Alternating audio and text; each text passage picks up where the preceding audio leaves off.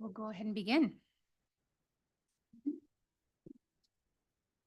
Mayor Wusa. Oh, hold on 1 second. I always do this little thing at the beginning. Okay. I thank you all so much for joining us this evening. It is January 16th, 2025. This is our regularly scheduled City of Glenwood Springs City Council meeting. Would you like to take roll? Yes, Madam Mayor. Mayor Wusa. Present. Mayor Pro Tem Dane. Here. Councilor Godus. Here. Councilor Zelinski. Councilor Weimer. Councilor Schachter. Councilor Sims. We have a quorum. Okay. Do I have any agenda changes and or conflicts? Councilor Dem. Okay, wait, hold on 1 second. It looks like my tabs are actually on my mic are a little weird. I normally can see Marco and then I can turn it on or turn it off and I cannot do that. Okay, there we go. There Got we it. go. Thank you. Okay. Just real quick, I was not present for the January 2nd meeting, so I think we should pull the minutes from the consent agenda and you guys can vote because I can't vote on the minutes. Okay, great, we'll do that. So Point of order, I guess. minutes are gonna get pulled. Counselor Godus. Yeah, I'd like to pull item number E, city manager employment contract off the consent. Perfect. So item E, city manager contract. Okay, great. Okay, so, Thank you. yeah, no problems. Do we have, I'll close item number 6, agenda changes and conflicts and move on to any council announcements. Counselor Zelinski. So last night on the KGWS board, I guess, I don't know what you call it, but like their board. board. So they had their first annual meeting last night. They elected their new board. And it was awesome. The energy in the room was fantastic. Toby Summers was there, like celebrating with everybody else. So far, they have functioned, really pretty much in alignment with their pro forma. So there's a lot of optimism, a lot of pride in what they're doing. And so I think that was pretty exciting. And then tonight on our consent agenda, we are, I just want to welcome the new board members that we are going to, we've got 1 on River Commission and 2 for tourism. So I just wanted to say thank you. Oh, and DDA. So I just want to say thank you to all of them for their willingness to participate and step up and become a part of helping keep Glenwood awesome. Counselor Sims. I'm not sure if this is the exact right place to discuss this, but one of the things I'd like council to discuss or talk about with other city employees or staff is going to be some sort of implementation of a spring cleanup plan or some similar service that we can address as a group and maybe re-implement, provide a better service. Perfect. So what I just heard is probably more likely we would put at the end of the meeting, but Possible. right now I think it's absolutely appropriate as well. Okay. So I think maybe with your approval, we'll go ahead and get that on a future work session. Thank Sounds you, great. Matt. Thank you for advocating for the community members who very much want that back. So, let's see here. Okay, so I'm going to close council announcements and I will open up citizens appearing before council. As a reminder, we have a list of 3. These are for items that are not on this evening's agenda. So if for some reason the item that you are talking about is on this evening's agenda, just hold off on visiting about that and wait until that agenda item, okay? We will start with Rachel Wind. And Rachel, when you come up, if you can just say your name, do you live in city limits? Right up to there. Because we want to, this is recorded and that mic is going to record your 3 minutes. There's going to be a clock up here. And if you can keep track of the time, that's my preference. So I don't have to interrupt you. Great. Thank you. So your name and city limits. Okay, my name is Rachel Wind. Mhm. I live on Bennett between 7th and 8th Street here. I've been here in Glenwood for 44 years. I worked in the jail as a deputy sheriff. I was on the fire department for 2.5 years. I was the first woman to drive a fire truck in Glenwood. Very proud of that. I've had 14 foster kids and I could go on because I'm a social worker and I've contributed to our community as much as I possibly could for 44 years. I'm here tonight to talk about what you all know, the trash up on the mountain And we all know what fires can do to a city now. My last fire was the gas company explosion where 12 people died. And I was there for 3 days digging for bodies. So fires are very real to me, very real. I'm not going to cry. But I don't want our town to burn down. Mhm. And would you please take care of that problem? I know it's a freaking mess. Mhm. I know it's a it's a hard problem, Mhm. but I don't know who to ask. So I'm asking you guys to talk to whoever, and I really wish you'd look at me when I'm talking to you. Because I'm asking you, take care of that problem on the mountain before our city burns down, because it could happen here just as easily as it did in LA. And I don't know if you realize how real that is. I don't want to come back a year from now or 2 years from now and say, I told you so. But I'm angry. I don't feel safe in this town anymore. This is a fire hazard waiting to happen. And we're all pointing fingers at other people saying, he should take care of it. No, they should take care of it. Whose problem is it? It's ours. Do something about it, please. I'm trying to be nice about it, but I'm pretty pissed that this has been going on long enough. And it's time to stop pointing fingers and get it done. I used to get guys out of the jail and have them help me do stuff. That's just a suggestion. Get these people out of the jail and dress them up in these hazmat outfits and get them to do it. I was the first manager at the Defiance Thrift Store, and I had no employees. I went to the jail and I got 10 guys and we opened up the Defiance Thrift Store. So I hope you're listening. I'm trying to be nice, but I'm pissed.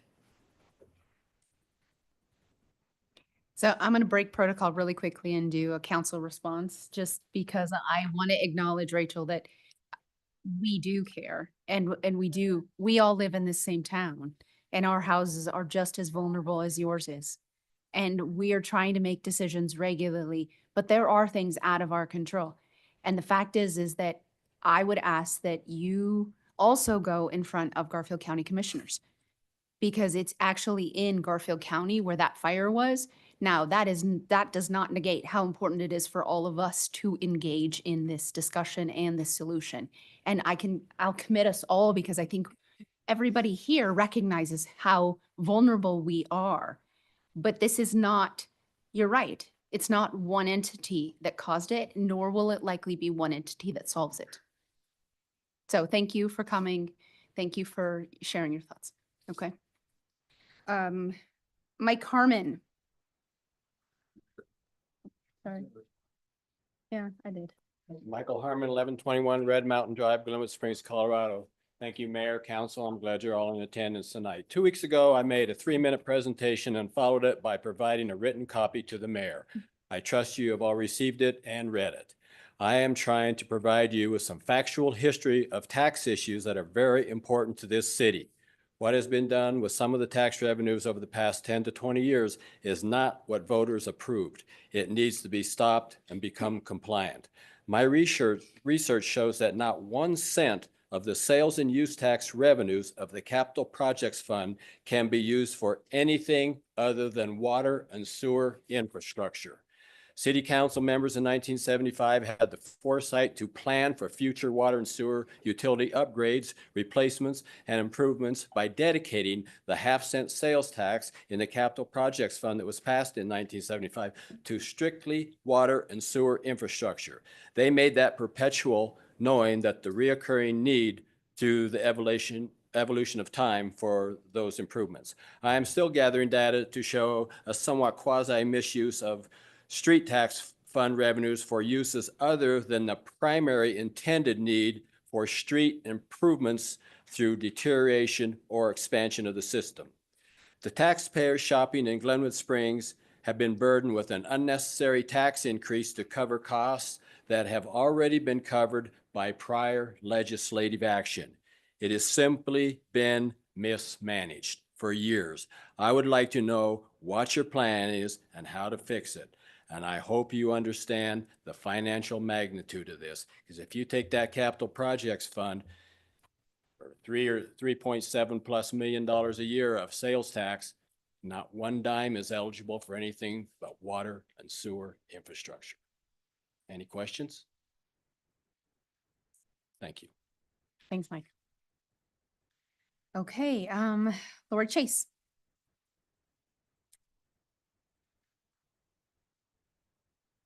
Good evening. Thank you for all the work you do. And I'm gonna Oh. yeah, I live here, Yeah, and your name. Howden Drive. Uh-huh. And your name. Lori Chase. Thank you.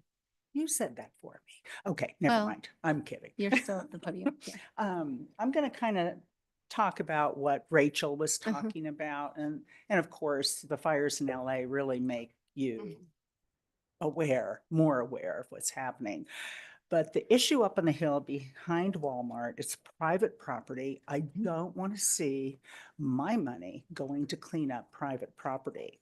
I don't want to see county money going to clean up private property. If they're going to do that, please come to my house. I've got lots of stuff to clean up. I don't want that done again. We need to contact the property owner, and I know they're in Garfield County, but the property's in Garfield, but the owners who were, what a terrible gift to give a nonprofit, a piece of land that is garbage, and saddle them with vacant land taxes and a homeless population. If they want to do something constructive for this community, get up there, get it cleaned out, and put a fence up around it with razor ribbon at the top so they don't go there anymore. We need to deal with our homeless population and the fire population, and they both kind of come together a lot of times, like it just did a couple of weeks ago. So I'm still in contact with Jen Uten, well, I'm sure y'all know, up there in Aspen, and she's trying to get information together to see what Aspen's been doing for their homeless problem. It's not, it's not rocket science. We can give them I heard rumors a long time ago that Aspen used to give one-way tickets, bus tickets. And I don't know if that's really legal, but I think that's a viable solution. I'd like to see some of that $87,000 go to that instead of cleaning up somebody else's property. Thank you. Mhm. Thank you, Lori. Jonathan, your light is on. Did you want to mention? Go ahead. I just want to respond to a couple of the comments. Rachel, thank you for your comments. I would echo the mayor's and say, that really is a county issue that I think you need to drive home with them since it's a private owner. So thank you, Lori, for pointing that out as well. I would say, Lori, that the homeless situation actually isn't rocket science. You're right. I think it's more difficult because rocket science, at least you can put a nut in the bolt and launch a rocket up, and people have done it a lot. And there's numerous people that have launched rockets to the moon. I don't know any other community that's solved homelessness. So it's not a simple fix. I don't think that we should not work on it. Anything we can do to continue to help on it, I think is great. But I don't want to undersell or have us undersell the complexity of what we're dealing with. We can't even house our own workforce. And then Steve, we had, well, I guess I'm not asking you this question. We had, to Mike Harmon's point, what a council did 50 years ago when they passed an ordinance can get changed in 2 readings. And so I don't even really understand what he's talking about, where some council 50 years ago did a thing. It seems like he's just recently become aware of this. Gosh, it would have been awesome if we would have had like financial directors. I'm not, pointing a finger at you at all, but throughout history since 1975, if only we had a finance director in place, like maybe in the early 2000s, that could have brought this to our attention, that would have been great. So To interject, I actually think Mike Harmon held that position for about 20 years. Yes. oh, did he? Yeah. Oh, Yeah. oh, okay. Well, Yeah. okay. So- So that would be. Yeah. So I think that, that is certainly, it's just a piece of this that doesn't negate, once again, that's maybe my word of the night, his concern now. But I do think he held that for 20 years. Okay. And I think he's saying there was an oversight in appropriations that existed even when he was in that position. Gotcha. So, okay. Well, and I think, you know, that, if that is the case, I think that was kind of resolved with this recent election. You know, if people, if this has been an issue in the community and this was a issue that people talked about for months and months. I know he wrote letters to the editor about this issue. I think the community had an opportunity to look at that, to be concerned, and then to not pass that street tax or to make that vote with that informed consent. So even if that ordinance has not been repealed or addressed in 50 years, I think that this recent vote kind of answered that question, at least for me. Okay. Thank you so much. Counselor Sector, did you also want to mention something about? Thank you. Yeah, briefly in relation to the fires. I think I'm hoping that the city and our public safety department will more publicly reveal to the public how many steps have been taken, not to prevent necessarily the fire from starting, Rachel, but for protecting our community. Now, there's some security scenarios where you don't want to expose the whole plan, but I think in the case of a massive LA type fire or evacuation or the steps we've taken in the A lines, I'm hoping we will get that out to the public to our credit and to the public's credit in some way. Thank you. And secondly,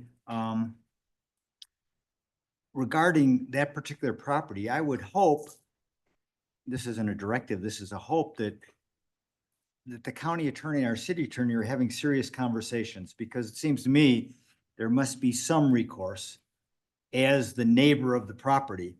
And I'm hoping we find out what that may be, not tonight necessarily, but. No, I was gonna say that really it is in county jurisdiction. I mean, I could opine on what I think they could do, but we don't have regulatory authority.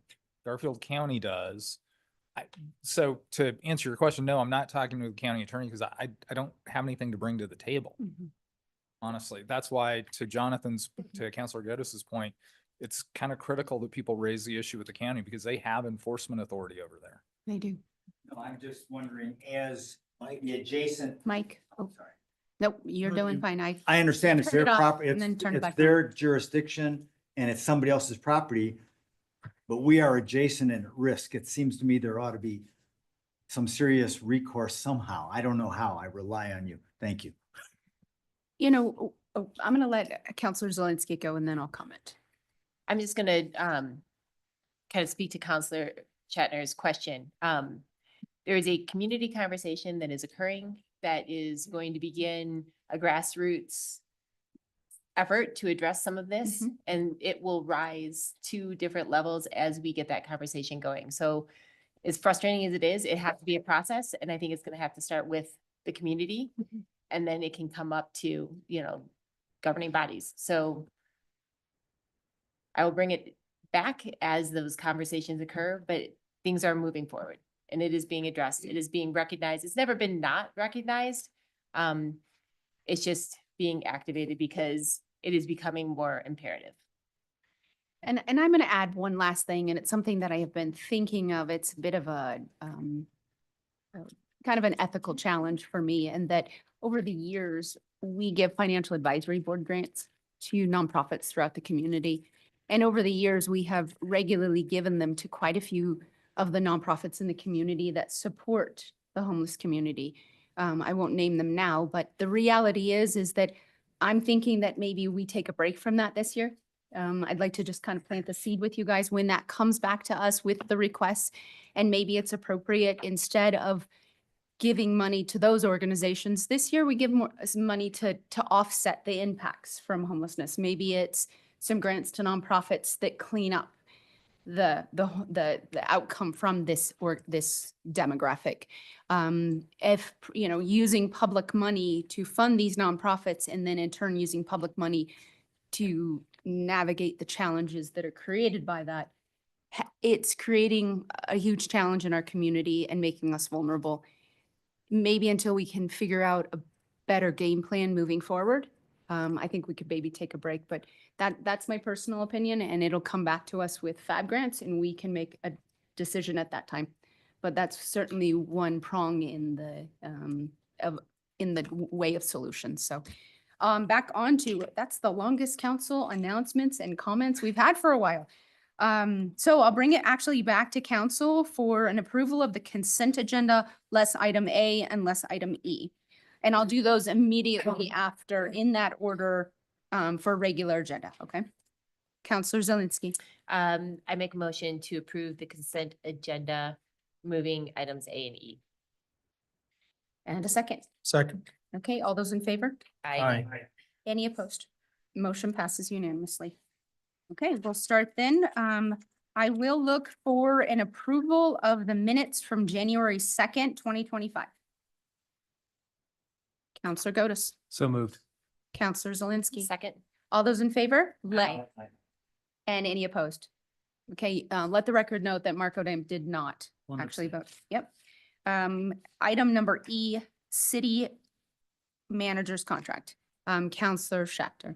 Thank you. I'm one of the council people who would ask that this not be in consent for an important reason. One, for both transparency and accountability. I think it's important for the public to know that we have gratefully and enthusiastically extended our manager's contract for 2 more years because he has served admirably. And we have had an evaluation that came with meeting and exceeding expectations across the board and performance standards, and reasonable compensation compared to other managers. So it is no secret that we are happy, thrilled, and expectations have been met and exceeded. So we've extended the contract for our manager. Thank you. Counselor Gotis. Yeah, it's the one that asked, appreciate that had support to pull that off the consent agenda. The reason I asked it be pulled off the consent agenda is that it's missing a key piece, I believe. We have a number of comparable communities. I can list them all off. We all kind of know what they are, right? They're the kind of the CAS communities. And I have to say, even this contract as approved, and I'm fine approving it, the salary portion of it is on the low side, absolutely on the low side. I'm not saying that because we don't think the world of Steve. I'm just saying that it is what it is. And I think it's appropriate. The thing that I do struggle with is that almost all city managers in all CAS communities, when I say CAS, it's Colorado Association of Ski Towns. So very similar Intermountain communities have either at the very least a housing allowance, or more typically, they actually have housing provided for them. The city manager of Aspen, for example, has housing provided for her that would probably comp out at $7,000 a month. In addition, she also has an ADU, which she's able to rent out and generate more income. And we can't use Aspen as the example for everything, but by and large, most municipalities have now provided housing for their city manager. So we recognize that for the folks that are newer on the board, for our previous city manager, that this was a market condition that had changed. So prior to our former city manager, Deborah Figueroa, leaving, we said, you know, we're not in the position where we can just buy a house or a townhome. So we want to give a token $2,000 a month to help offset your mortgage, your rent, or however you provide yourself housing. Because in our charter, we do require our city manager to live within, I believe, 10 miles of Glenwood Springs. So it's not like they could, even if we wanted our city manager to commute from Grand Junction or Parachute, it's not, we can't allow that. So that's why we did it. We did 2,000 at that time. Housing's gone nothing but up. But I guess just to keep it simple, simply to reinstate that $2,000 to our current city manager, simply out of fairness. And I'd really ask that we not put Mr. Boyd on the stand and ask, is this something you would want? Yeah. Is this something you would accept? Because that's an in horrible situation for him to be in. Other people get it. We gave it to the last person. We're going to give it to the next person. We should give it to him. Is that a motion to amend the contract? Counselors? It would be my motion to amend the contract by $2,000 a month to observe the housing allowance that our previous city manager received. And do I have a second? Great, Counselor Dem. I'll second that. Okay. Would anyone like to discuss that or protocol allows us, we have a motion, we have a second. Any discussion? Otherwise, I'm going to call the vote. Counselor Weimer. Not that I don't like Steve. Mhm, I love Steve. mhm. And this was like a surprise, at least to me, that this was gonna come up. And so I'm really trying to like react here. Does this set a bad precedent in any way? Right? So that Steve's successor somehow knows this is coming and somehow is able to abuse it. And I'm honestly thinking aloud, which is not a cool thing to do up here, but to think aloud. Thinking is good. Mhm. Being loud is good, but thinking aloud sometimes is. So that's my only curiosity is that, does this set a bad precedent Okay. in Counselor any way? Gotis, and then I'm gonna talk. The precedent was set with our previous city manager, and it also was announced in two separate announcements for the position. So when Deborah left, we advertised it twice, and that was in both announcements. So it's something that goes to the city manager, who then has the discretion to use it in any way they see fit. That's correct. Yeah. Okay, it's not like it's paid to the landlord Or or the to mortgage company, to a no. mortgage No. company. Okay, well, that helps a lot. I think at this Okay. tier of management, we usually can trust that they'll appropriate it as needed and that they have a housing cost. I do think that it's fair to note that our current city manager, Steve Boyd, is everything that Counselor Schachter said. Our community is fortunate to have him. He is respected by his staff, by the community, and by us. And I do not want to dilute the renewal of your contract by perseverating over this housing allowance. The reality is that it was appreciated likely by all of your past professionals in the same position. And you opted at the time because of the circumstance in which we were in when you took the position, you chose not to take it. And I think it's appropriate for you to have it. And I think it also would be appropriate for someone who took your position in the future to have it. As town and housing gets more and more expensive. And so I will be supporting this motion, and I appreciate you and your service to this community. Anyone else? I'm gonna call the question.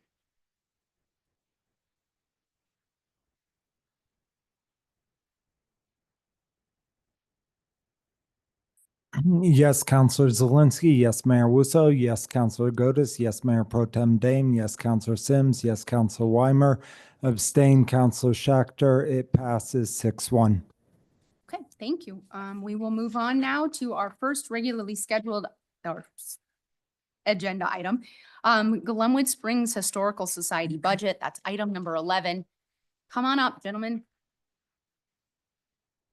While they're coming up, Madam Mayor, I think I could introduce this one.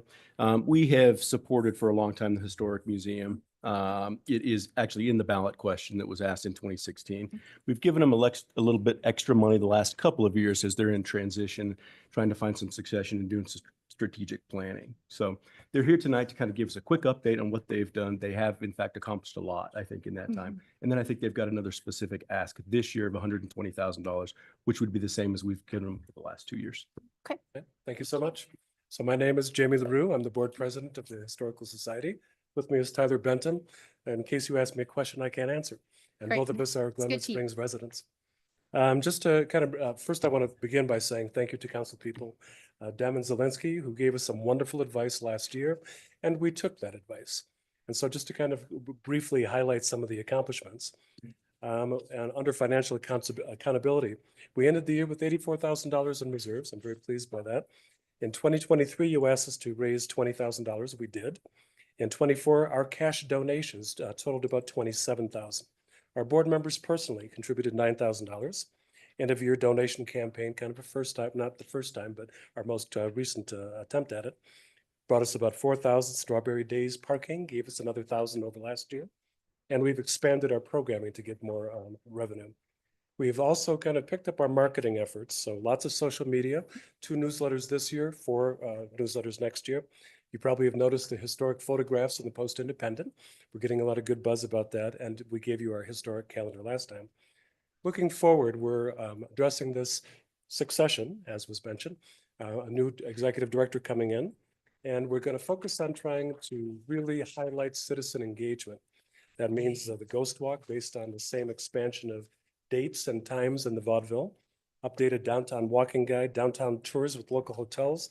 I've worked with Bill, our outgoing executive director, to put together a prohibition tour. I recommend this one. And downtown buildings and a new architectural tour. We're gathering oral histories from the many people that are moving along in age and taking a lot of history with us. We're looking at launching an auction that will extend to the entire community to clear out some of our old inventory and allow people to discover their own historic treasures. We're doing a speaker series, including a Shoshone tour, refreshed website. And the bottom line is that we believe that we have positioned ourselves for success and to contribute to the appeal of Glenwood, both for its tourists and for residents. And so based on all that, we are formally requesting that $220,000 for our budget. And with that, happy to take questions. And I'm sure Tyler has all the answers. We'll go ahead and let counselors with questions. There we go, Counselor Dunn. Thank you, Madam Mayor. This actually is for Steve or Carl. In the language of the A&I ballot question, did it specify an amount for the Historical Society? No, it left it up to council. So it's completely discretion to us. So, okay, so I guess where I was going with this is we can't even take inflation into any account unless we come up with a baseline, You can do kind of whatever you want. whatever we want. And just to clarify, we do currently have $60,000 appropriated in the 2025 budget. So this ask is an additional $60,000. Going back, for how many years have we paid them 60,000? Since I think 2020, And before that, 50,000. 50,000. Thank you, Steve. And So Carl. we did do some inflation over time. little bit. Okay, Counselor Gotis. I think it's more of a, it's a nuance, but it's a correction. It wasn't in the ballot language. It wasn't in the company ordinance. It doesn't appear in that. So Thank you. that's why it's in, Mhm. I think that's why we're able to do it, because if it's in the ballot language, we would not have the discretion. Certainly. So. Thank you for the clarity. Thank Counselor Zelinski. So I'm a little close to this one, so take it with a grain of salt, but I just really want to commend you guys because you've come back really with some activation, which is what Mhm. we encouraged you to seek, and you've done that. And so I will be in support of this because I think we can front load you. I think that you're on track to start to raise the money. And so I think that you've got all of can you remind me again, like what were the ducks that you have in a row to you've got the auction? Well, I think probably the most important one was the long-range plan, Yeah. which kind of really laid things out over the next 5 years or so. Because you've got some specific income generating things in Our your, Ghost Walk continues to be kind of the most popular thing that we do, and it's, going up to the gravesite to tell stories. This year we went to vaudeville. I was We've gonna had a ask, bunch of yeah. additional ones. And what we found for the vaudeville one was many of the people who used to go on the Ghost Walk are now of an age where they can't get up and down there, and we filled the place. And, so the vaudeville's on the docket for next year as well? That's right. Mhm. I'm over here doing math on inflation, just in case anybody's curious. It's okay. Counselor Schechter. Steve, please, Steve, would you clarify? Did you say there was 60 or 120 in the A&I for this year? 60. 60. Thank you. Okay.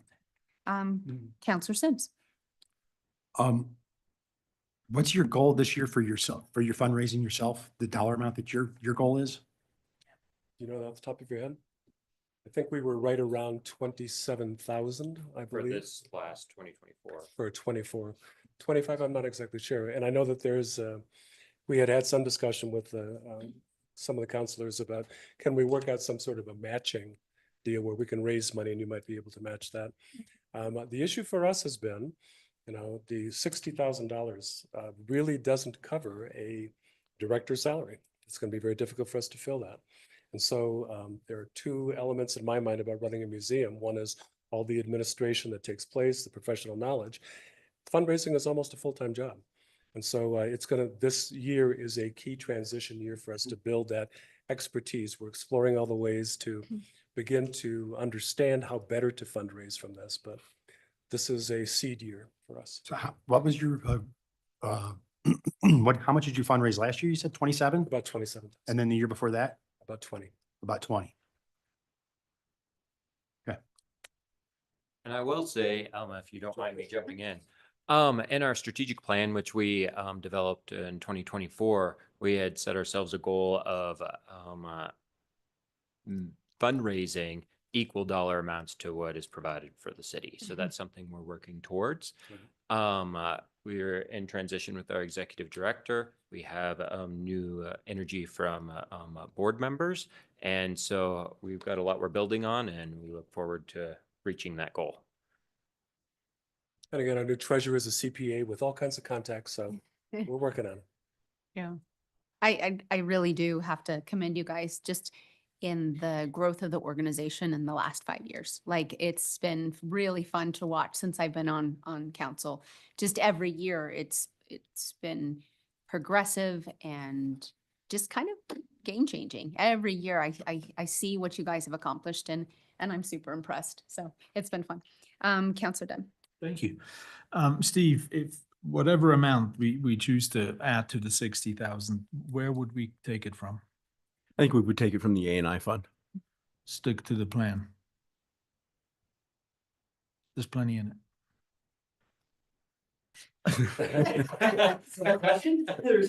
No, it's a question. I mean, I hate to use those words, but yes, we have reserved in the A&I fund. We do that have some allow you reserve. guys to grant this request if do you that. would like. Okay, thank you. Councilor Sims. I missed this. Jonathan, you'd said that there was actual specific dollar amounts in the ordinance itself? No? No, Oh, okay. no, So the just- 60,000 was just, no, okay. there's language in there that says what the money will be appropriated to, and the majority of it is big picture concepts, connectivity, transportation, but it also just has a little note that says Historical Society as well. Okay, do we have any other questions? Comments or motion? Counselor Gotis. I guess I'll start with a comment. This is tough. I think, you said, Jamie, that this is a seed year for us. And, I kind of thought that that's what the last 2 years have been. That when we were approached 2 years ago to double the existing support, it was help us, help our books get better, help us with a strategic plan. And so we did. And I thought that was the runway. And so I'm kind of thinking that the tree should be blooming by now. There's not plenty in the A&I, Counselor Dame, respectfully. If we look at it in the context of what support do we provide the nonprofits of our community, and if we double every nonprofit in our community that's deserving, because I can't say that one is more deserving than the other, respectfully. Understood. And so I think that that's tough, because if we do double literally everything, what do we give to nonprofits through the FAB? About 250? Yeah, almost 300. Most 300. So I don't know that we have 600,000. And so this feels a lot like we're picking winners and losers after we've already picked a winner and given them that step up. I love what you guys do. I think what the other challenge is that, I ran a nonprofit for 15 years, several nonprofits. And, one of the things that's challenging is at the end of at least your financials from October 31st, you had raised $12,000 in donations, but the city had given 122 at that point. And I think one of the things that I think we wanted to see, or at least I wanted to see a couple of years ago, 2-3 years ago, when we were talking about this, is that number to level out a little bit. And so I guess my question is, if we give 120,000, what do you come back next year? Because you said plant a seed, but maybe that tree's not germinated quite yet. So what's going to happen next year? Is next year going to be good at the 60,000? For an organization your size with really 1 or 1.5 FTE in that budget, Right. fundraising is not a full-time job. It is a portion of the executive director's job, but a large portion of it. So what will be different next year, or will you just expect 120,000 every year for that tree to continue to get watered? Well, I think that the difficult answer to give right now, but I think that one of the things that we called out in the long range plan was the investigation of a historical district. I don't know any successful museum in Colorado that doesn't have some government funding. And so either it's a city thing or it's an independent or larger district.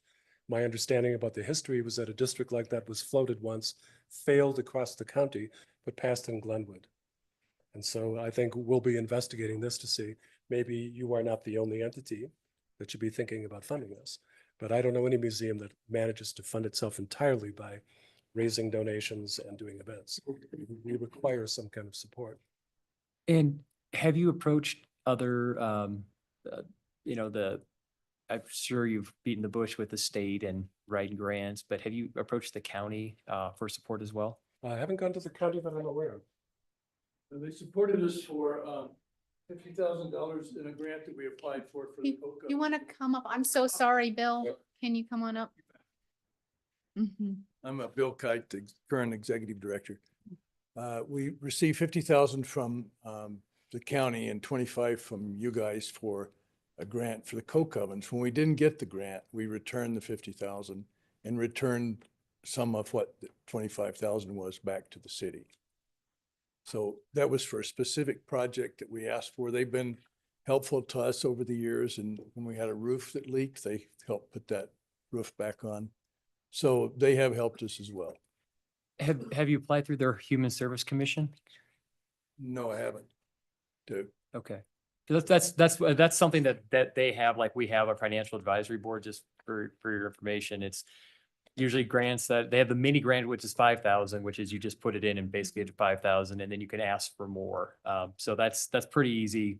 It's pretty easy money if you. Right. We've gotten 5,000 from them for a couple of times before for the veterans headstones for one project and 5,000 another time. I forgot what it was for. But you didn't apply for the last couple of years for operational funding from the county? No, I didn't. Okay. I appreciate the recommendation to look for other sources of money. I know that right now, most of the grants that we've been chasing from the state are for things like, digitization projects. So it's the actual production of what museums do rather than operating funding. So will we ask for 120,000 next year? We'll do the best that we can to raise money here and investigate the option of additional government funding beyond you. I can't guarantee that we'll get all that. Yeah, so I think,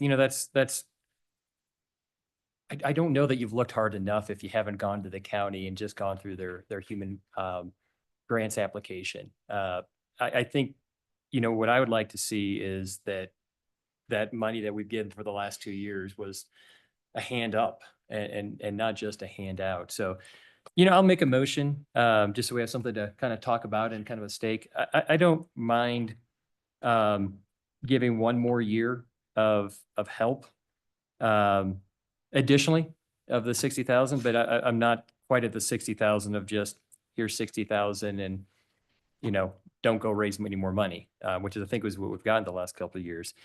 I think it looks like you raised $27,000 this year.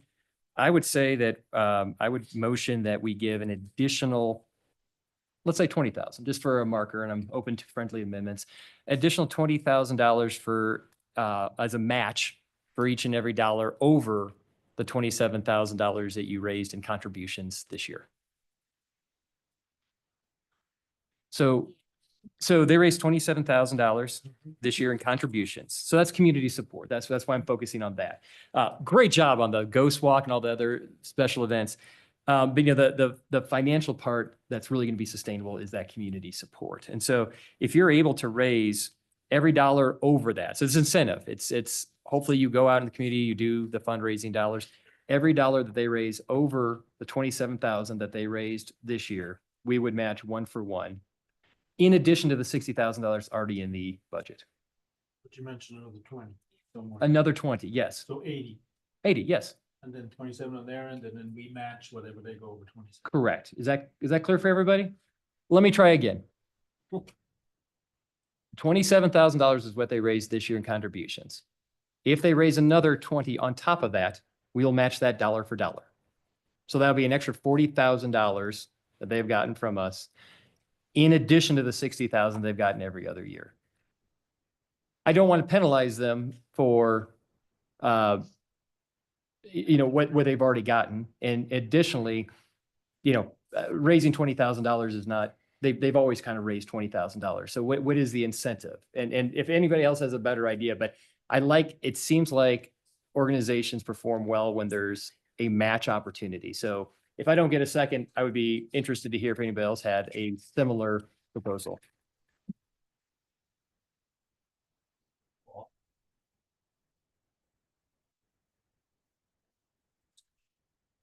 Counselor Schechter, I'll second the motion to lead to discussion. Counselor Zelinski. So respectfully, I don't think that we can look at our Historic Preservation Society as the same as any other nonprofit, because this is kind of the soul of Glenwood Springs. This is our history. This is where we come from. These are the stories that we need to tell, and they need to be able to be told. And so I think there is a vested interest that's a little higher level of, protecting this. And so I don't just treat it like any other nonprofit in our community, in my mind. And so, and I also take exception, and maybe this is because I have a business background, but I don't know that donations is going to be the sustainable part of your budget. I think that, the income generating events and things that you're planning to do on a regular basis, I think that that's going to be the kind of foundation of your budget. And then the fundraising is going to be the thing that comes and goes. So, I feel like there's a really good case to be made for giving you the administrative capability to put that framework in place, and it takes time, and I can see all the gains. You're better this year over last year, year over year, you're hitting benchmarks, you're setting your sights down the road. And so I'm really reluctant to put limits on what you can accomplish and telling you that you can't count on us next year. So I can't support the motion as it stands for that reason. I'd be interested to hear what everybody else has to say. Counselor Schechter. Well, I have some reservations because, number one, we just keep constantly putting pressure on A&I, and tonight we just put more pressure on the general fund for a good reason, but it was a bit of a surprise. It had not been discussed beforehand. And I'm concerned that in essence, it seems like we are evolving.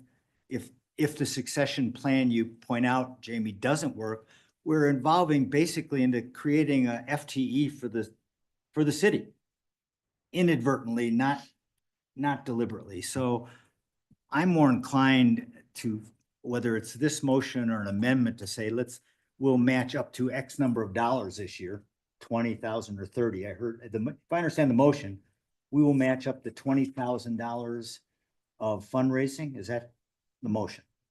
Okay. Above 27,000. Do you want me to reread it? Yeah, because Yeah. I'm like, do they have to raise 27 again this year and then we start matching? Yeah. Right. And well, I'd be more inclined, for simplification, say, if we're inclined at all to continue this, say, hey, we'll match up to $30,000 dollar for dollar this year if you succeed. But what I'm also concerned is that maybe you don't need a succession plan. You need to call it a survival plan, because if this happened again next year, I'd be inclined to say, why are we even doing this? Maybe we need to look for a different entity. Maybe we need to fold this into arts and culture. Maybe we need to do something else because it isn't working, and it hasn't worked for several years. And we keep trying to find solutions. So I'd say maybe a dollar for dollar match. I'm not willing to give a outright grant for, I'd be willing to match up to $30,000 dollar for dollar, but I would call this a last ditch lifeline, and either come up with a self-funding succession or a new survival plan that we can do historical preservation within the city somehow. I'm not giving it up, Aaron, but this is a difficult one to work. So I would amend the motion perhaps with a $30,000 for dollar match, Okay, if John is willing. Counselor Sims. I'm gonna get some feedback from others and then, oh, sorry. We'll get some feedback from others and then we'll pop back in since you are the original motion maker and see. The where last few years, we put conditions on some of this financing. Couldn't we put a condition on it to have some sort of the development position created part-time or something that is somebody who's solely focused on that? I mean, I know people who work in development, you know, I don't know what's the total size of the budget here for the Historical Society? How much are we funding it? I just feel like we could put some conditions on it. I'm okay with some sort of a match. I don't know what that dollar amount is. But yeah. Okay.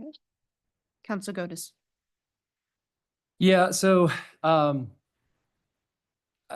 guess I'll just withdraw the motion. I think Sumner, just to keep it clean, they've already got 27,000. They've already demonstrated they can do this, but they've also expanded. I mean, their budget for 2025 expands it by 100,000. So while they're coming to us for more money from the city, they're also dramatically expanding their budget. I think I would like to see a little more fiscal discipline. If they need the money, do they really need the money? So I don't know how a match works, but there's no incentive because they've already demonstrated they can raise 27,000 to 27,000 on a $300,000 budget is just not significant. So I guess I would love to support a motion that, trying to get to yes, I'd love to support a motion that would give the kind of a baseline of here's some where the funding is, whatever that number is, 50, 60, whatever, 70 even. And then an additional amount that encourages them to reach their goals, because it can't be our goals. I don't, Counselor Shatner, your, comment of like, hey, maybe we should just take it over. Maybe we should fold it into something. I don't think that's what we do. I don't want to run a nonprofit, and this definitely is a nonprofit. Most cities and towns run this as a nonprofit, or they have a nonprofit arm. I don't think we should be in that business. Although we pay so much of it that it could be. So I think whatever we can do to incentivize their goals, and if they want to increase their budget $100,000, then how do we help you do that? But giving them $30,000 as a match for what is already there doesn't exist. So, maybe something where, hey, they raised last year, their total budget, it looks like. Counselor Gotis, I hate to interrupt, but before you make a second motion. I'm not going to. Okay, I was just gonna ask if there's a few other counselors who haven't spoken yet. Let me just say, I'll finish up real quick. Looks like for the last 3 years, they've been able to raise, even with the city increasing from 80 to 120 to 122, they've been able to keep their income between 150 and 160, and they're going to raise it significantly. So I would say anything over what have they raised year to date? I can't really tell, but it looks like they projected at one time 164. So whatever they raised this year, and from all sources, contribution, events, grants, I would match a dollar for dollar to $20,000. Just to keep it simple, not over whatever, just whatever they raise this year, reach for the stars, and I'd match a dollar for up to 20,000 of the city's additional income. And that's not a motion. Okay. That's just a suggestion. Okay, great, thanks. Counselor Dunn. Thank you. Okay, so I have a different thought, and let me see if I can do this into a motion, and then we can discuss it. So in item 11, Glenwood Springs Historical Society budget, I would move that we approve $80,000 as a baseline for your pay based on 5 years of inflation at a roughly 7% increase. That's what seems to be the number that our engineers go by and everybody else. That would start with 80,000. After that, I would like a fund matching thing, and I would go up to $40,000 instead of 20. So if you guys raise 40, I will give you another 40. We will match that with another 40. That gets you to the 120, but there's work for you involved. So my motion is move to give them 80,000 as a baseline from here on out and this year, and then match up to 40,000 with their match up to 40,000 of fundraiser that they did. Counselor Zelinski. I will second that. Okay. Counselor Gotis, you need to clarify I something? do. Is that Okay. 40,000 additional dollars? To the ADS. To get them to 120. I'm sorry, is that $40,000 additional to what they've raised this year? Or is No. that 40,000 no matter how they raise it? So it's 80,000 baseline Yeah, and then 40,000 additional from us if up to 40,000. yep. If they raise 40,000. If they raise 30, they get 30. Okay, so they've raised 60 because the Ghost Walk alone raises 24. Okay, The up other to event- 40. So basically, you're But just that want to was give them last year. 120. We're talking. Let's see what 2025. happens this year. okay, What okay. happens this year? This is up All to right, fair, them fair. it's up to them to get the 40 grand. Just a clarification. That's Okay. where I'm at. And, well, this is my motion, but speaking of money and where it should come from, maybe we should tap other sources. And when I say that, we have a tourism fund. You guys contribute to tourism in this town, and I don't see anything wrong with asking them or make them aware of it, that they could possibly help out when need be, and so on. So anyway, that's my motion, and I think we have a second. Thank you. So we have a motion, we have a second. I'm gonna step in. I haven't actually had a chance to say anything and I just want to say, I really appreciate all of you've done. I think everyone up here is very thoughtful in their ideas and their solutions. And I think you guys recognize the challenge of your situation as much as we do. And so we do really wish you the best. And I hope that I personally can help contribute to that, to whatever match we come to. I think that the reality is that to a few of my fellow city councilors' points, we cannot look at the Historical Society as simply just another nonprofit in the community. When we are a tourist-based economy, your Historical Society both celebrates that, cultivates it, and continues to pay homage to that. So we can absolutely serve in and work and collaborate to keep the organization strong. And I hope we continue to do that. And while I think that Councilor Schachter is being very observant in saying that it's a vulnerable, you're in a vulnerable financial position, I hope you are successful, and I hope we can continue to collaborate and get to where I think the community wants us to go. In the 4 years that I've been on council, I have never received as many letters of support as I did when there was some vulnerability in your funding. And I had people from all over the community at all different age demographics and life experiences come and email me, call me, write me and say, fund this organization. This matters to Glenwood. We don't want to lose it. So thank you for that. I will be supporting the motion as it's currently stands. So Councilor Gotis. I'll support the motion. If you would, you mentioned something that I think it does have a significant impact on, and it's there for us Mhm. because it makes our city special. I don't mean to denigrate anything. I think you guys do a fantastic job. It's a fantastic asset to our community. I think there's a lot of nonprofits, so I don't want to get into that. But I would say your motion I'll support if the increase over the 60,000 base comes out of the tourism reserves. Because it's not forever, right? It's for 1 year. We're being asked, this ask is for 1 year. No, No. 80,000 is the new baseline from here on out due to inflation. Okay, so your 40,000 could come Mike, from, Mike. Sorry. Thank you. Mhm. And also let's keep the back and forth to a minimum. well, I'm asking for, Yeah, no, for to clarification. clarify, no, for the 80, potential. So the 80,000 would be a new baseline going forward yes, from our A&I. yes. Would, if you wanted to designate the 40 match this year and this year only, would you be amenable for that coming out of tourism? Absolutely. I will support the motion then. If that's We amend your second. Councilor Zelinski. I amend my second. Okay, we have a motion, we have a second. Does anybody want to add anything before I call the question? Okay, great work, people. Call that question. Do you want to repeat yeah.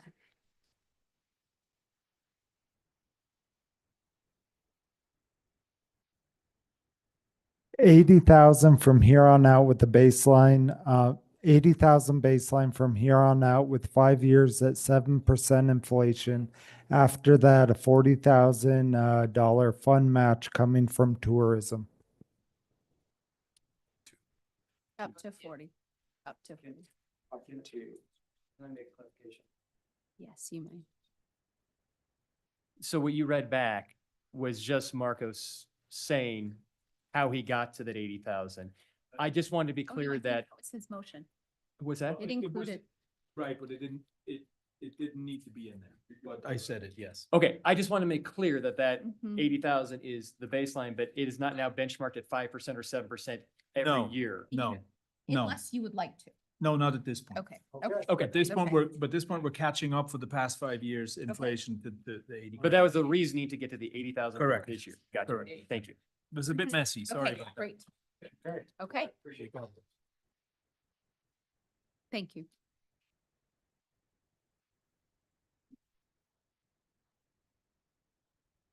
I'm sorry, I thought I pushed it. There we go. Oh, you did. Okay. It's unanimous. It passes. Thank you for the work you do. Can I just clarify, Madam Mayor? So I'm going to, in our first quarterly appropriation, appropriate $20,000 from the ANI fund Mhm. to make that 80,000 and $40,000 from the tourism fund. Jamie, if you can send me an invoice for 80,000, I can distribute that to you guys right away. And then as soon as you hit your $40,000 in fundraising, if you'll send me that ledger and another invoice, we'll get the rest of it to you. Yes, sir. Thank you so much. Thank you. Thank That's you. my appreciation. Okay. Item number 12 is the community center event regarding local government participation. So thank you very much. This council has wanted to make sure that our boards and commissions are vibrant and full. For a while, we had a few vacancies and there was some discussion about how do we get out and recruit people to help with boards and commissions that are important to us.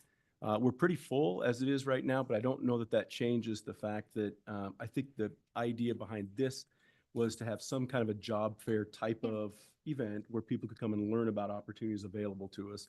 And especially youth opportunities that we've just added. So this is a chance for you guys to kind of give a little bit of direction to staff in terms of when and how you'd like us to run an event and what the objective of that event would be.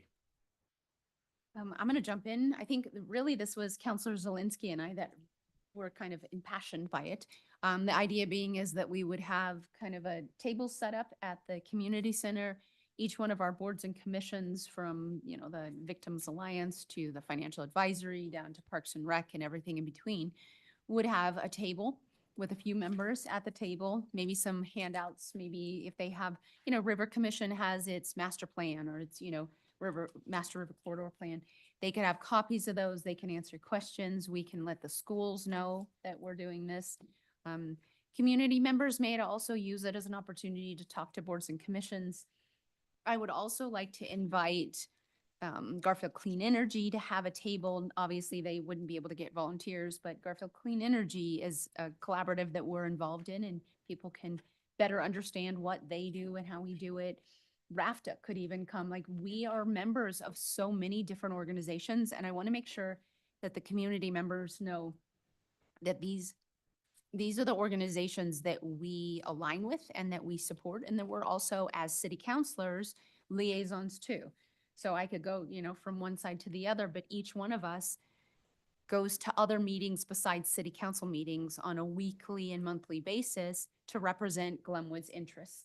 And I would love the community to just have a better understanding of how community collaboration and city government works and how we're advocating for them in these different organizations. Counselor Zelinski. Yeah, and in addition, you know, since before I was on council, I've been involved with our revolving loan fund. And it's really underutilized by the community because I don't think people know about it. So this would be an opportunity too for us to be able to showcase some of the other resources that we have that are specifically in place to support community activation, whether it's economic development, whether it's, you know, some other like cause or, you know, particular passion. And so, you know, I really think that this is just a way to connect more regularly and expose, you know, all the opportunities that are already in place. Great, Marco, Counselor Dunn. I'm not on. Oh, sorry, you must have turned yourself off. Touch it. I Ah, didn't touch it. I oh, didn't, no. I'm like, I'm I not think I touching did. it. I'm pretty sure you did. Not Yeah. touching it. Now I forgot my question. No, wait. So, is this intended just for boards and commission, or would the city also post, open jobs? No, this It's isn't for really jobs. just boards and Yeah. commissions. Yeah. It's the volunteer aspect. I mean, I of- guess somebody could from the city have a table, like we can talk Well, to that's what I'm Brianna and thinking. I see mean, if that- just, Yeah, why not? Is that it's like a job fair? Then it becomes Yeah. a job fair / commission fair. let's, as long as it, I would like maybe some staff feedback if that's too much. But yeah, Well, I think we would probably want to lead with boards and commissions. Yeah. You know, having said that, we'll have staff there and we're happy to answer questions or give people whatever resources they want. yeah. We're always looking to hire people for, jobs that come open too, so. Mhm. I didn't, I cannot mention them all tonight, but arts and culture, other organizations in the community that are city associated though. So, if this is a nonprofit, this is not a nonprofit get together. This is, city boards and commissions and city organizations like the DDA, things that we have members on. Okay. And I also wanted to mention, if we could have a map, we can talk to staff a little bit more, but just like where the DDA is and where, a few of these different variables. 2C would be there, housing would be there, things like that. Yeah, historic preservation. So, Counselor Sims. Was there a youth aspect I heard? Yep. So We talk about that. right before we got, we appointed you. Yeah. We also amended our boards and commissions to add a youth member to every single board and commission that we have. And we're already seeing some kids, jump on. And tonight in our consent agenda, we actually added one on to one of I our. noticed that. Yep. Okay, okay. And so this is but that's a relatively new aspect of our No, city I code. love that because it gives them an idea. That's, people say, oh, people work for the city, but they don't understand that there's career paths there for lots of people. And Absolutely. it's a path and it could keep people here in town and Absolutely. keep families and children Mhm. here. Okay. Yeah, perfect. In addition, I think it looks great on a college resume, and it also opens up doors for kids to learn about something that they're maybe already passionate about. It also elevates their voice in a way that they feel heard. Yeah, Counselor Schechter. Well, I think it's a great idea. However, my skepticism is the people in this room and at this dais are maybe the most passionate people. I'm worried that if it's just come here about commissions, nobody new would show up. I would want to rely on Aaron, Ingrid, and others with marketing to come up with some hooks. Like, who shaped your life? Who shapes where you play? Who shapes who your neighbors are? I think we need, who determines whether you can drive across town? That's what the commissions do. But if we just say, oh, come hear about the commissions, I think we're gonna be sitting there alone most of the time. So I rely on you guys for some serious hooks to get people in, even if it's a little exaggeration. And I rely on Taylor Kramer with paper right across from me tonight. Thank you for being here this evening. We appreciate you. This is something that we think would be of value. If we can help with any information, let us know. Great. Oh, Counselor Godus. Yeah, we struggle with our boards and commissions getting people, but Mhm. every nonprofit does as well. I mean, maybe not pimping the city's jobs, but having a nonprofit board and commission. I mean, one of the things that we saw when we were interviewing for Matt's position, well, Counselor Kopp's position that Matt filled, was we saw some candidates who had just never participated in the Yeah. community. They had not been on a board or commission of the city. They had not been on a board of any nonprofit. They had not volunteered with their church. They just hadn't been involved at all. And so that's a pretty easy no. I think our duty is, how do we get those people involved? You don't always have to, it's not a pipeline to city council or anything, but how do we get people involved in a small youth nonprofit or historical society nonprofit? And so that they can parlay that into other things, or maybe that's just what they do. So I would love potentially, I'll leave it up to you guys to run. I kind of agree with Counselor Shatner that it's going to be a pretty lonely event if it's just boards and commissions. But if you say, open it up to the human service field of the community and say, hey, come find out about youth nonprofits, historical preservations, and see if there's opportunities there as well, it's not a competition. We want to get more people involved in the community, I think is Mhm. what, and maybe that's outside the scope of what you're talking about, so I'll shut up. You didn't need to shut up. I think big picture, the idea, I actually appreciate hearing that people aren't quite as excited about it as Aaron and I. Like, it kind of came as a surprise. I was like, you don't think this is gonna be like Glenwood's event for 2025? I don't think that a ton of people will likely show up, but I think the reality is that those who do will be maybe the next generation of volunteers in the community. And so we don't have anything now. And I'm willing to try anything in order for people in the community to not come up to me and say, really? You have that? I didn't know. That's totally something I would do. So let's use our resources. If nothing else, maybe it's the article that they see in the paper that will educate them about the different groups. And maybe it'll be a segue for them to find out about it. Counselor Zelinski. I'm just gonna make one more little pitch for our passion here.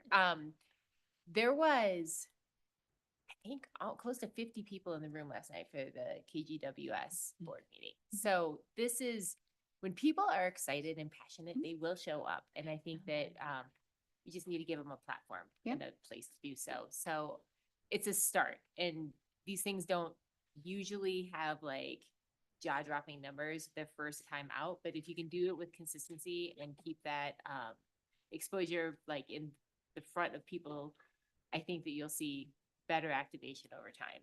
Thank you. Thank you, Aaron.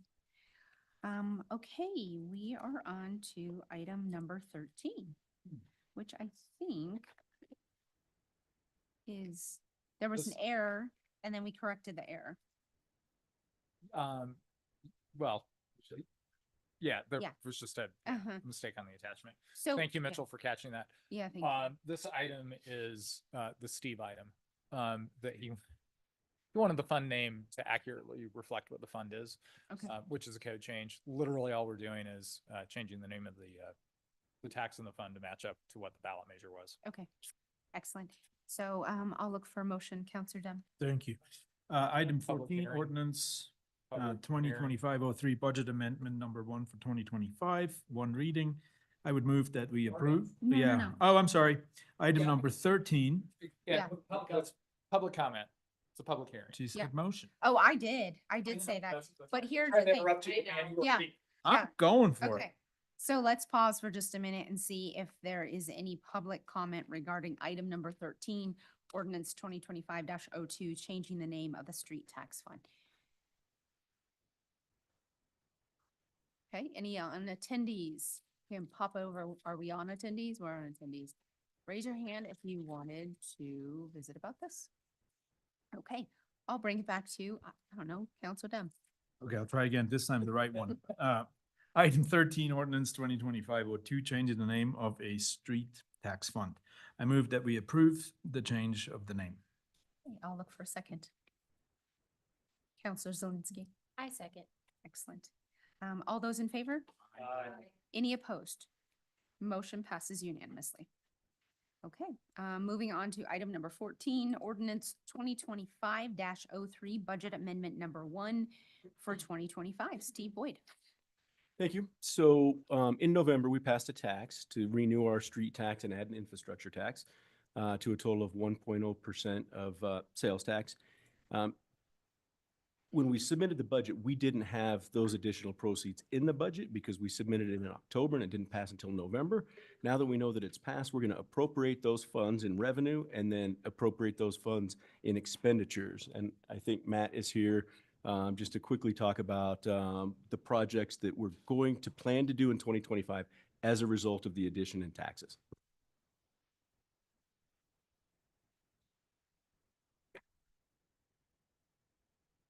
Good evening, Council. Matt Langworth, Public Works Director. I can go over this verbally, or I can start throwing things up on the screen. You have it in your packet of what we were suggesting we would be moving things towards. I'm kind of open for suggestion on that, depending on how much time you want to spend. Screen. And I will share away.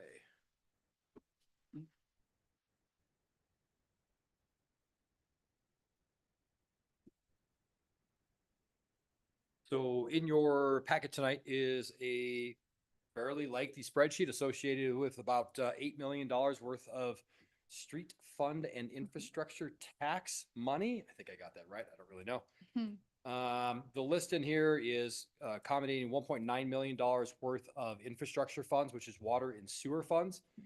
Those are partially towards being put towards sanitary sewer lining and hatting, which basically is instead of replacing a pipe, we're going to line that pipe to get a lot more longevity out of it and flow.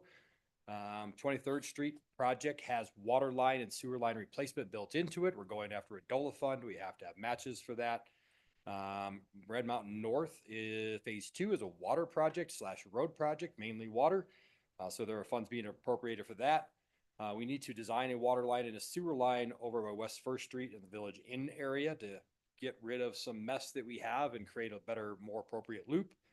And then we're going to in-house replace a small section of clay line over on Bennett that was started a few years ago, and we're going to finish that thing off. So that kind of accommodates $1.9 million worth of funds. As you can see, they don't go that far, but they are very, very helpful. They keep them off our water rates.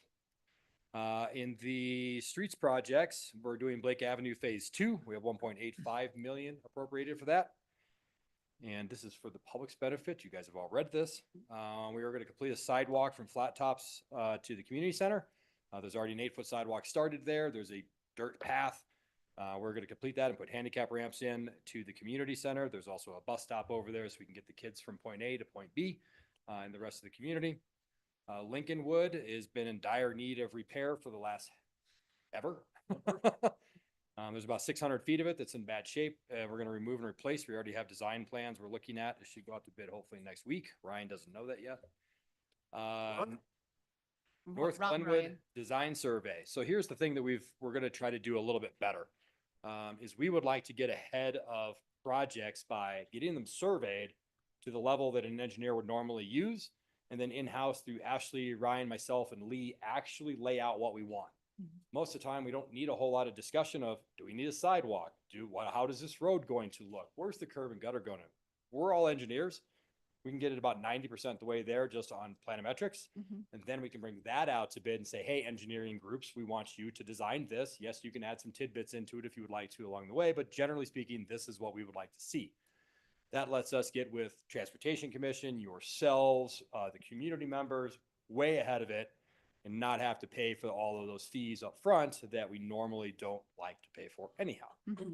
So this will help us. We're going to do North Glenwood, which is Laurel to Olive and that whole entire North Glenwood area, Spring Street, those kinds of things. We'll survey everything we need to know about it, and we'll start working on it this year and kind of progress that through. And then we'll take that out to bid if we're ready for that one in the future. And that's the exact same thing for 8th, 7th Cowden Overland Design Survey. I know it's kind of a large name.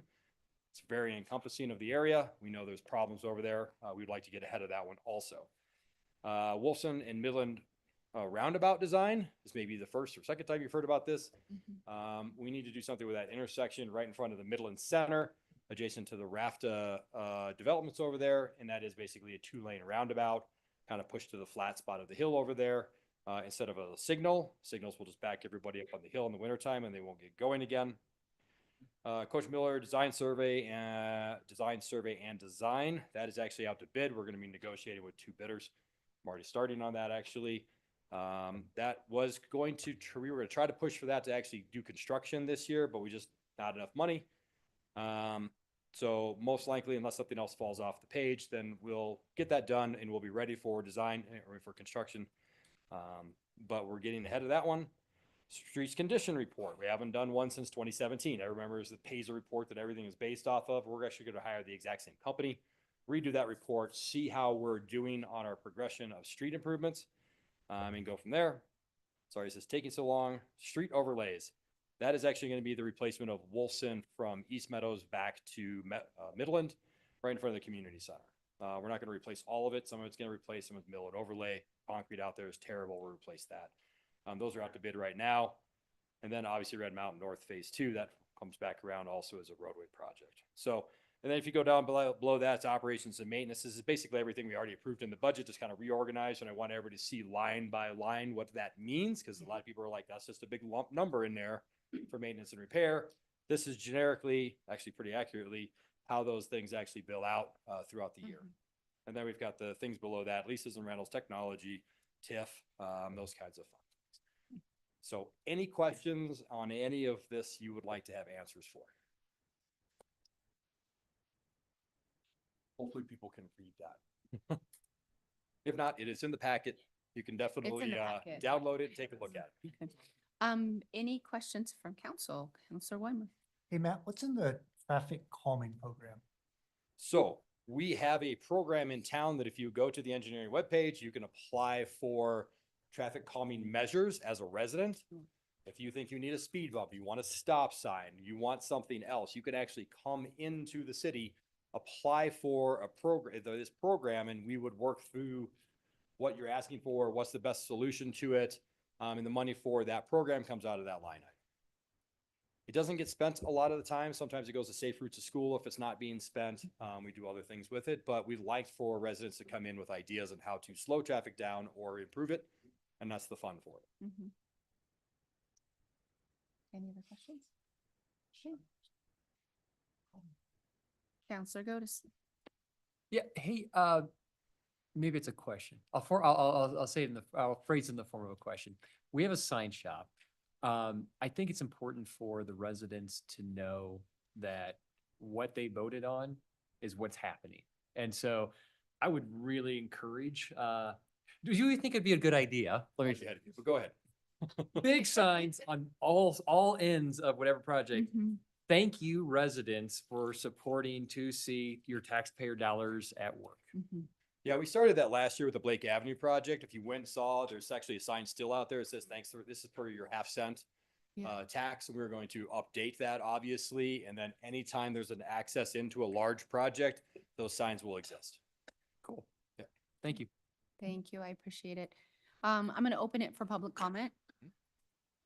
Anybody here that would like to talk about this budget appropriation or budget amendment?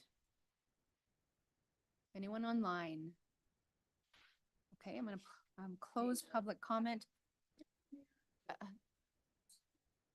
You would need to go up to the podium and you would just need to come up and you're welcome. That's what, when I asked if there were any comments, when I asked if there were comments, that was your opportunity to be like, I want to talk. So head on up and just say your name. And if you live in city limits, thank you. Chase, Cowden Drive, and I just had one question. You mentioned Cowden Overland. What exactly is an overlay project? I'm not sure exactly what you mean by that. Do we answer now? Yeah. Lori, I have to now close your comments, so hopefully, okay, great. Okay, thank you.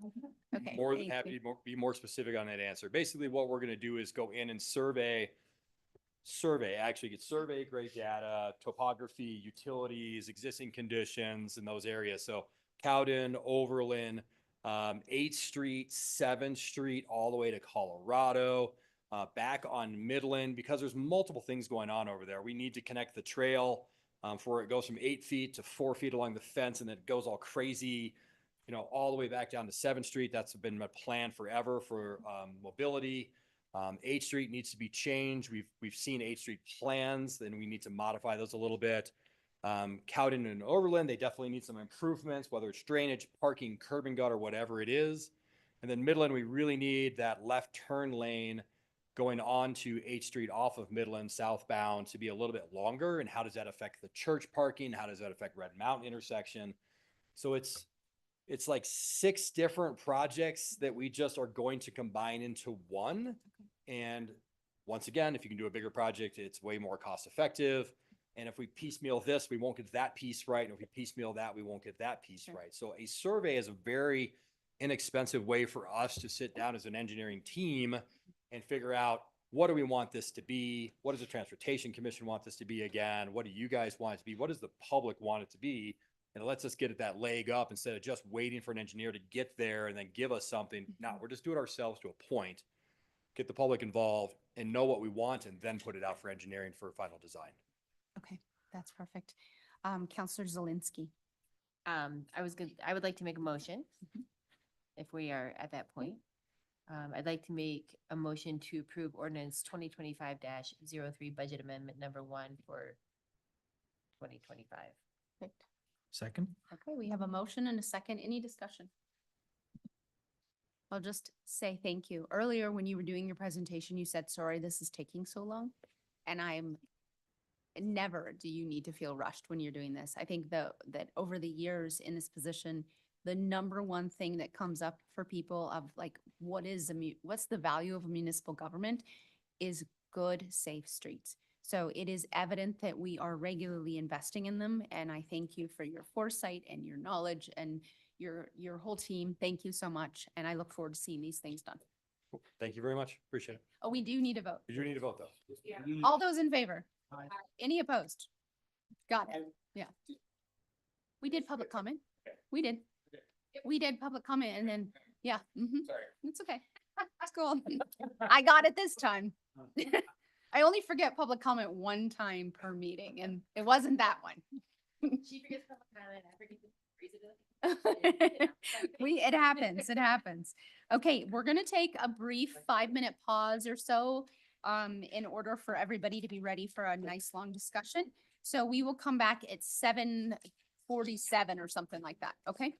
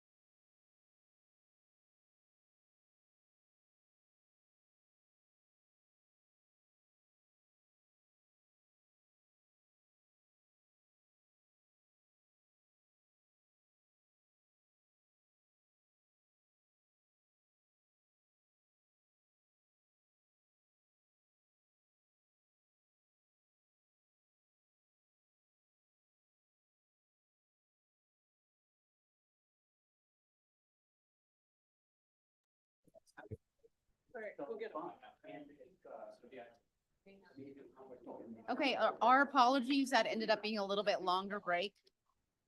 So thank you so much. We'll go ahead and get into item number 15. This is planning file 34-24, preliminary plat, and planning file 36-24, residential minor site and architectural plan. Okay, Emery Ellingson, Community Development. I will be sharing my screen to share a presentation.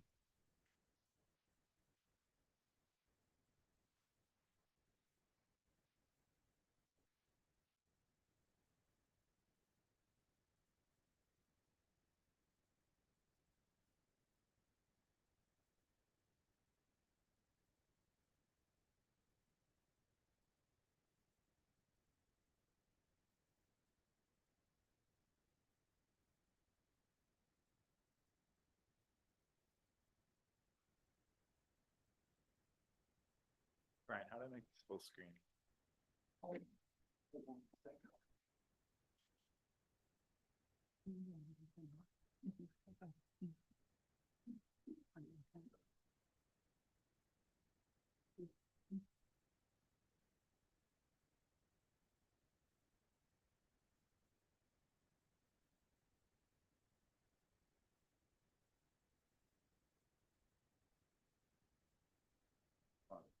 I'm gonna grab it.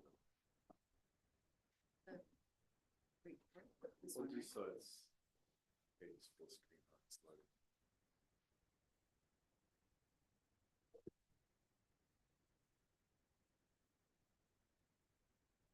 Yeah. Well,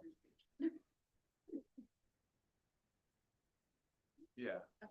So it's able to see. Can everybody see well enough? It's a little small. Okay, all right. Okay, that works. Sure. Okay. So in any case, planning file, there's two planning files. One is for a preliminary plat and one is for a minor site and architectural plan. So preliminary plat application is for a subdivision, existing lot into 11 townhome lots. And so anytime you have a preliminary plat application, it's a subdivision process, and subdivisions don't necessarily occur simultaneously with development. This one is, but this is one application that you'll be considering tonight.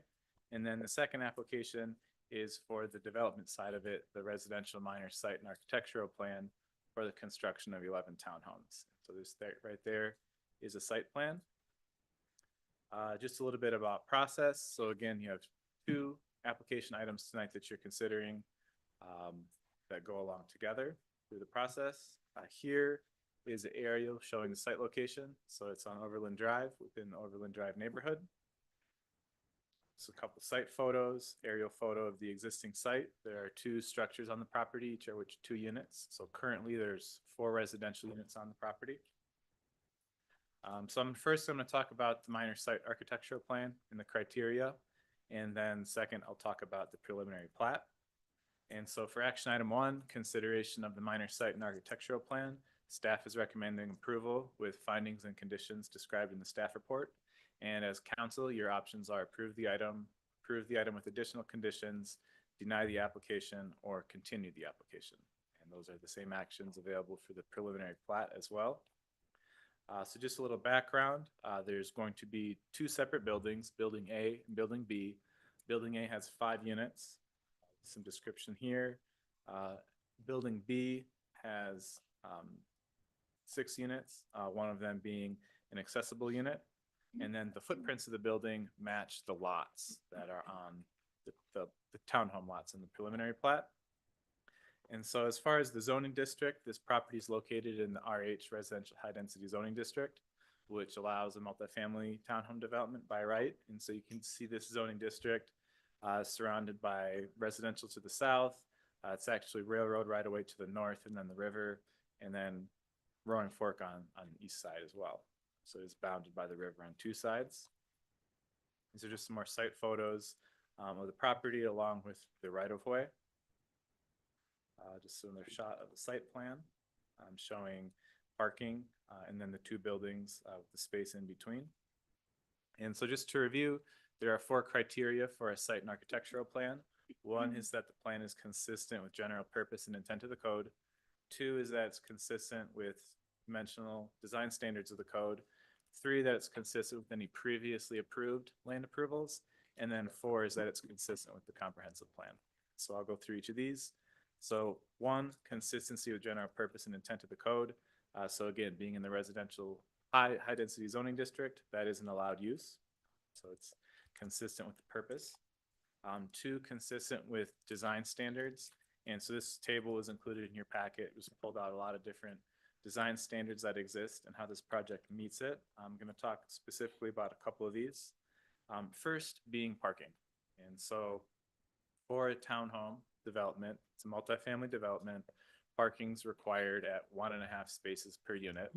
And then every 5 units you have to provide a guest parking space. And so in total, the way that works for this development is they need to have 20 on-street parking spaces, which are provided, 5 of those being located in a garage. And so those are specific to that unit, garage on the bottom level, and then 15 surface parking spaces. And then 1 of those is an ADA space with a stall. So it is meeting parking requirements as it's laid out in code. A second is common open space. And so there are 2 requirements in code for what you would call green space. 1 is landscaping, which that's all green space, plantings. And then the second is common open space. And the idea of this is that you have green space that's functional to the development's users, that you can go out and actually enjoy it. It's not just like a 3-foot planting strip between a building and a property line.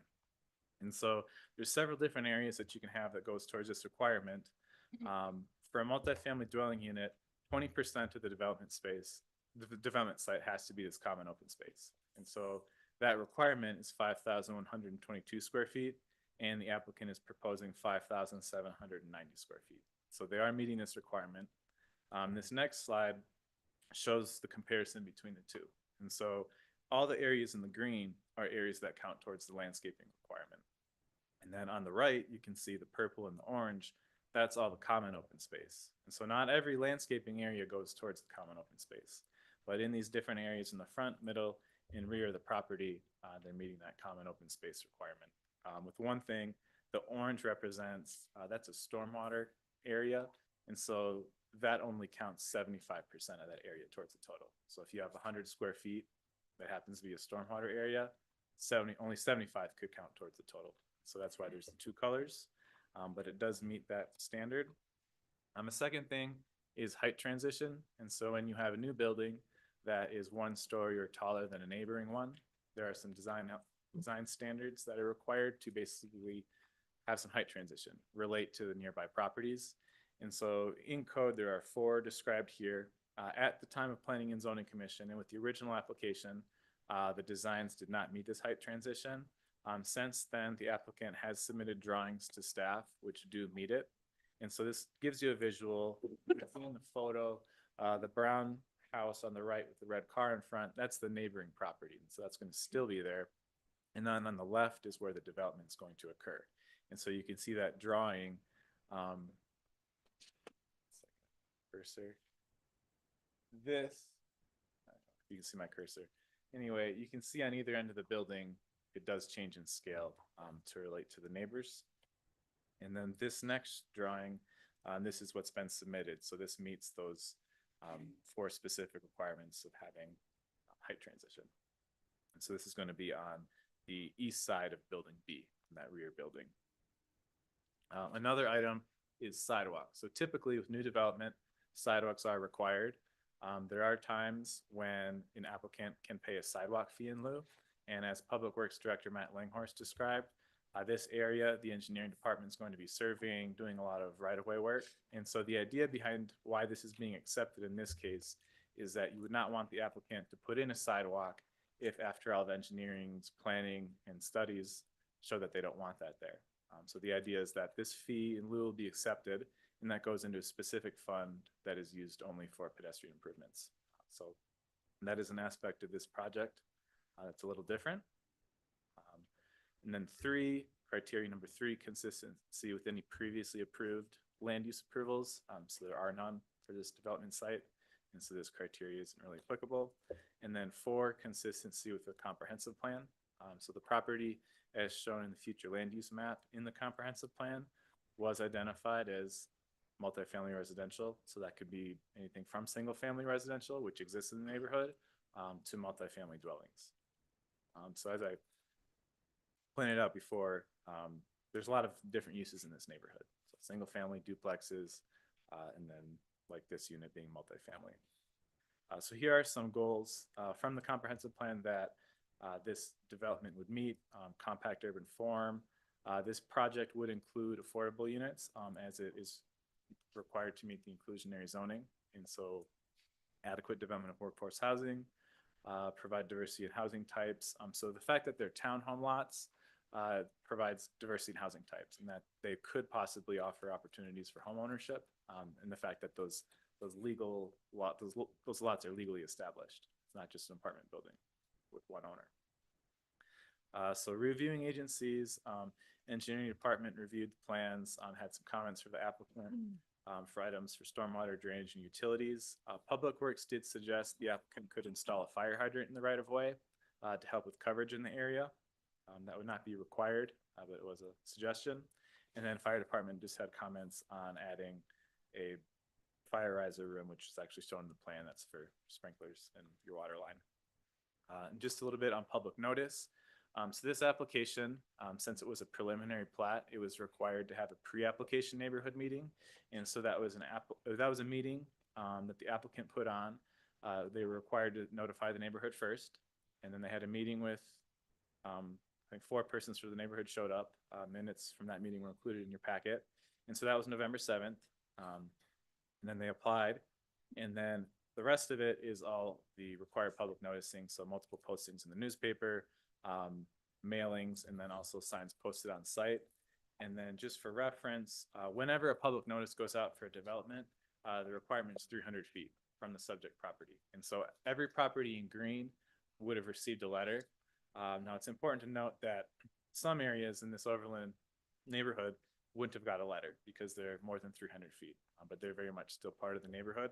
But at some point that, whatever you limit, 200, 300, 400, there'll probably be people that are just outside of that and may not get the official mailed notice. So several public comments were received, which have been included in your packet. It looks like we might have some people online and then also here to speak. Main concerns related to parking in this neighborhood. I think it's common knowledge that it's a very busy neighborhood, lots of on-street parking. And then also compatibility with existing single-family dwellings, traffic, and building height. And so sure we'll hear more from public both online and in person. And so again, so this is action item 1 with staff recommending approval with findings and conditions in the staff report.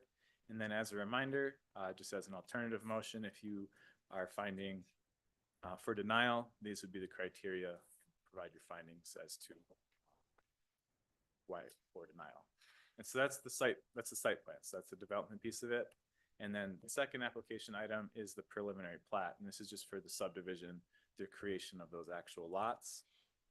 Staff recommends approval of this item as well with findings and conditions of the staff report. Actions are same as the site plan. So here's the existing property, existing survey with the 2 structures on the property as one. And then here, so again, you'd have each individual unit be its own lot, and then the rest of it would be a common lot shared by either the HOA or the owner. So in total, I guess it'd be 12 because you have 11 buildings, 12 for the remainder. The reason why City Council is hearing this is because anytime you have a subdivision that creates 4 more lots, it requires City Council approval. So if this were 3 or less, it would be administrative. These are the criteria. Staff finds that it meets all of the criteria. Consistency with comprehensive plan, zoning districts, design standards, provides a layout, so it's going to be there. Evidence of public water and sewer system connections, so this property is served by both sewer and water.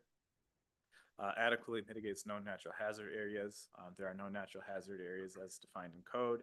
And then this project is not large enough to require phasing. So the last criteria isn't really applicable. So that's just all of those. Several comments just to add things prior to, so following a preliminary plat, typically, so the applicant would do the preliminary plat, do any construction, and then a final plat, which is recorded with the county that officially establishes it. So there's been some comments of additional details to be added to the plat, final plat approval that does not change like the site layout. So staff recommends approval of the preliminary plat as well, findings and conditions of the staff report. And then just as a reminder, if you find for denial that you'd want to make an alternative motion.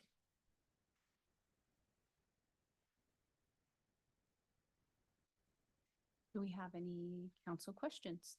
We'll go ahead and start with council questions.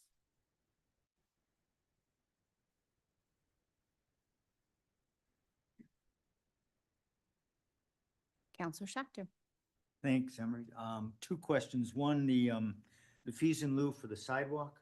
Refresh my memory, did we recently change the cost per linear foot? Was that presented to us recently? Correct, it was. It was previously, it would have been, I think, 40 feet per linear foot for residential zone property. I would have to check at what it was increased to. Well, your report says 40, does it not? Yeah, the numbers in the staff report was written before that was approved. So it that will number would be, lower. it will be the new current Correct. higher number. Thank you. And did I understand? Go ahead. That fee in lieu is paid at time of building permit. Right, but it will be the new applicable fee. Thank you. And the second thing I understood is these will be, not initially perhaps, but these are potentially saleable and owner occupied in the future? I'll let the applicant talk more about that. However, yes, by creating the individual lots, that sets it up for maybe if it's not today, that they No, exist. but in terms of the city, Mhm. they could be sold to individuals. Correct. Thank you. Counselor Zelinski. So you mentioned that this type of development in that neighborhood is a use by right. Do you know off the top of your head how long that condition has existed in this neighborhood? For quite some time, at least since the 90s. It's those, so for example, on Davis Drive, those buildings were all built in the late 70s and early 80s, and those are all multifamily. So it's been built that way for quite some time. Thank you. Counselor Weimer. Thanks, Emery. This is a vacant lot? There's two dwelling units on it currently, so it's a very large lot. They're spread out. So There's- there's one towards the front and then one in the rear. And are those units occupied? I think one of them is. I'll let the applicant confirm. Okay. So I think one has, again, they have 2 units and 2 units, so a total of 4 on the property. Okay. Let's see, Counselor Schachter. Did you have questions? No, I did. Thank you. Great. Very good. Any additional questions for staff? When it comes to townhome parking requirements, is it just this broad, if it's a townhome, you need to have 1.5 parking spaces, or is it stipulated by room count or square footage? Can you go back to that for me, Yeah. please?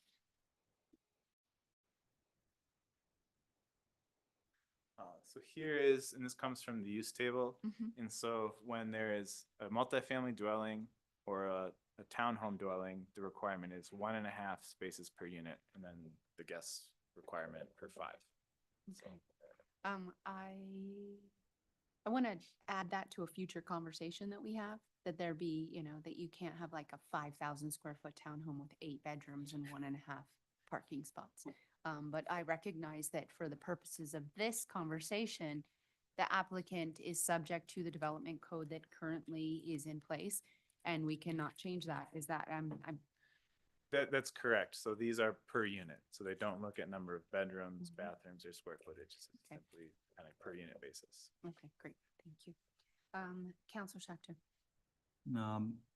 This is partly hypothetical, but is it correct that planning and zoning's job is somewhat different than ours? They are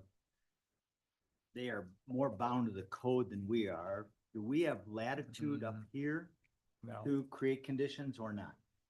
You, if you have an application in front of you that is a use by right in a zone district and they meet all the criteria, it is a ministerial act, just like it is on the planning commission on that approval. Your job is to review for compliance with the code criteria. If you have some discretionary acts, if there were a variance, a design variance, something to that effect, you would have more latitude on, how you mitigate those variances. But it's really not that different than the planning commission. It doesn't suddenly become a political decision up here. You have to address, does it meet the code requirements or not, if it is a use by right? And if it does, that landowner has a right to expect that their application is approved because they have met the conditions of the code for that use by right. Thank you. And staff has affirmed those conditions with their findings and conditions. And staff has done that as well as your planning commission making a recommendation on that. And in the event that we denied it, what would the applicant's rights be? The applicant on a denial Mhm. would be to appeal under Rule 106 of the Colorado Rules of Civil Procedure. That review would be twofold. One would be to determine whether or not you had followed the appropriate process, and the other would be as to whether or not your decision was arbitrary and capricious. That standard of arbitrary and capricious is a relatively high one to meet. However, in a situation where you have an application that is a use by right, meets all the code criteria, and you were to find or deny that application, the likelihood of a court overturning your decision and sending it back either to redo it, or rarely, but occasionally, a court will impose their own judgment for years if they find that you ruled arbitrarily and capriciously in a denial or an affirmation of an application. They could do that.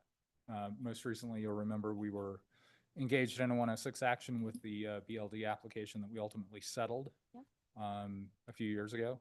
Mhm. So to be clear, what I just heard you say in very layman's term is, if we don't follow municipal code, and we don't allow this private property owner who bought it and understood, and these were the rules for that property at the time that they applied, if we just decided, you know what, we don't like it personally or something like that, they have cause to take us to court, spend lots of legal fees, and the likelihood is that it would be ruled in their favor, and we would have spent tax dollars fighting a case that was likely didn't have much merit. Is that? Yes. I mean, if you don't have solid findings that are defensible in the record for a denial, Okay. Based on the criteria that are set forth in the code, your decision is subject to challenge.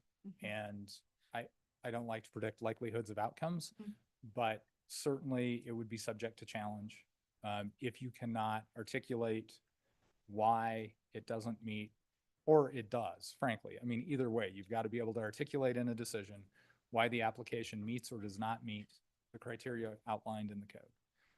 And there again, we're talking about a use by right, no variances, no special use permits, no discretionary acts in there at all. We have a set of criteria that you need to apply to the project, and then you need to come up with a set of findings that reflect the application of those criteria to the project in front of you. This is all pretty familiar because over the years of being on P&Z and planning and zone, I've had this opportunity to learn these things, but I think it's really important for the community who might be watching to recognize that we do not make decisions based on our own personal opinion, but rather we are making decisions based on a set of boundaries, rules, and regulations that has been voted on, archived, and memorialized in our community. And that's how we protect private property rights. That's correct. I mean, if you run into a situation where you don't believe that the code is operating the way you would like it, that's why we have changes to the code. And it is actually a good moment in time to have a little bit of this conversation. I'm sorry to delay the applicant. In that you will be seeing a lot more land use applications because of the change in the charter. Yeah. You're going to see a much of the work that goes on previously had gone on in the town. People see the really big projects, but there are a lot of those 4 to 20 unit projects that Planning Commission regularly dealt with. And so now they're going to be making recommendations. You're going to be seeing those. So I would imagine we'll have a land use hearing pretty much at least every other meeting as we move forward. Okay, perfect. Carl, thank you for that. Counselor Weimer. Emery, could we talk real quick about the traffic study? Sure. To make sure, I guess, that I'm looking at it correctly, they're estimating for weekday evening peak hours, 8 trips being generated by 11 units. Does that ring familiar? So one thing about the traffic study, so there are 4 existing units on site. There's going to be, the applicant is proposing 11. So that's a net increase of 7. Okay. So the traffic report did a whole net increase of 11. So they already were conservative in that value. So just, that's one thing to point out. That's wonderful. Say that again. So there's 4 units on site, right? Yes. Existing. And they're gonna remain. No. Well, Oh, but there'll okay. be, they're gonna, So those get a net demolished. increase and of you have 7.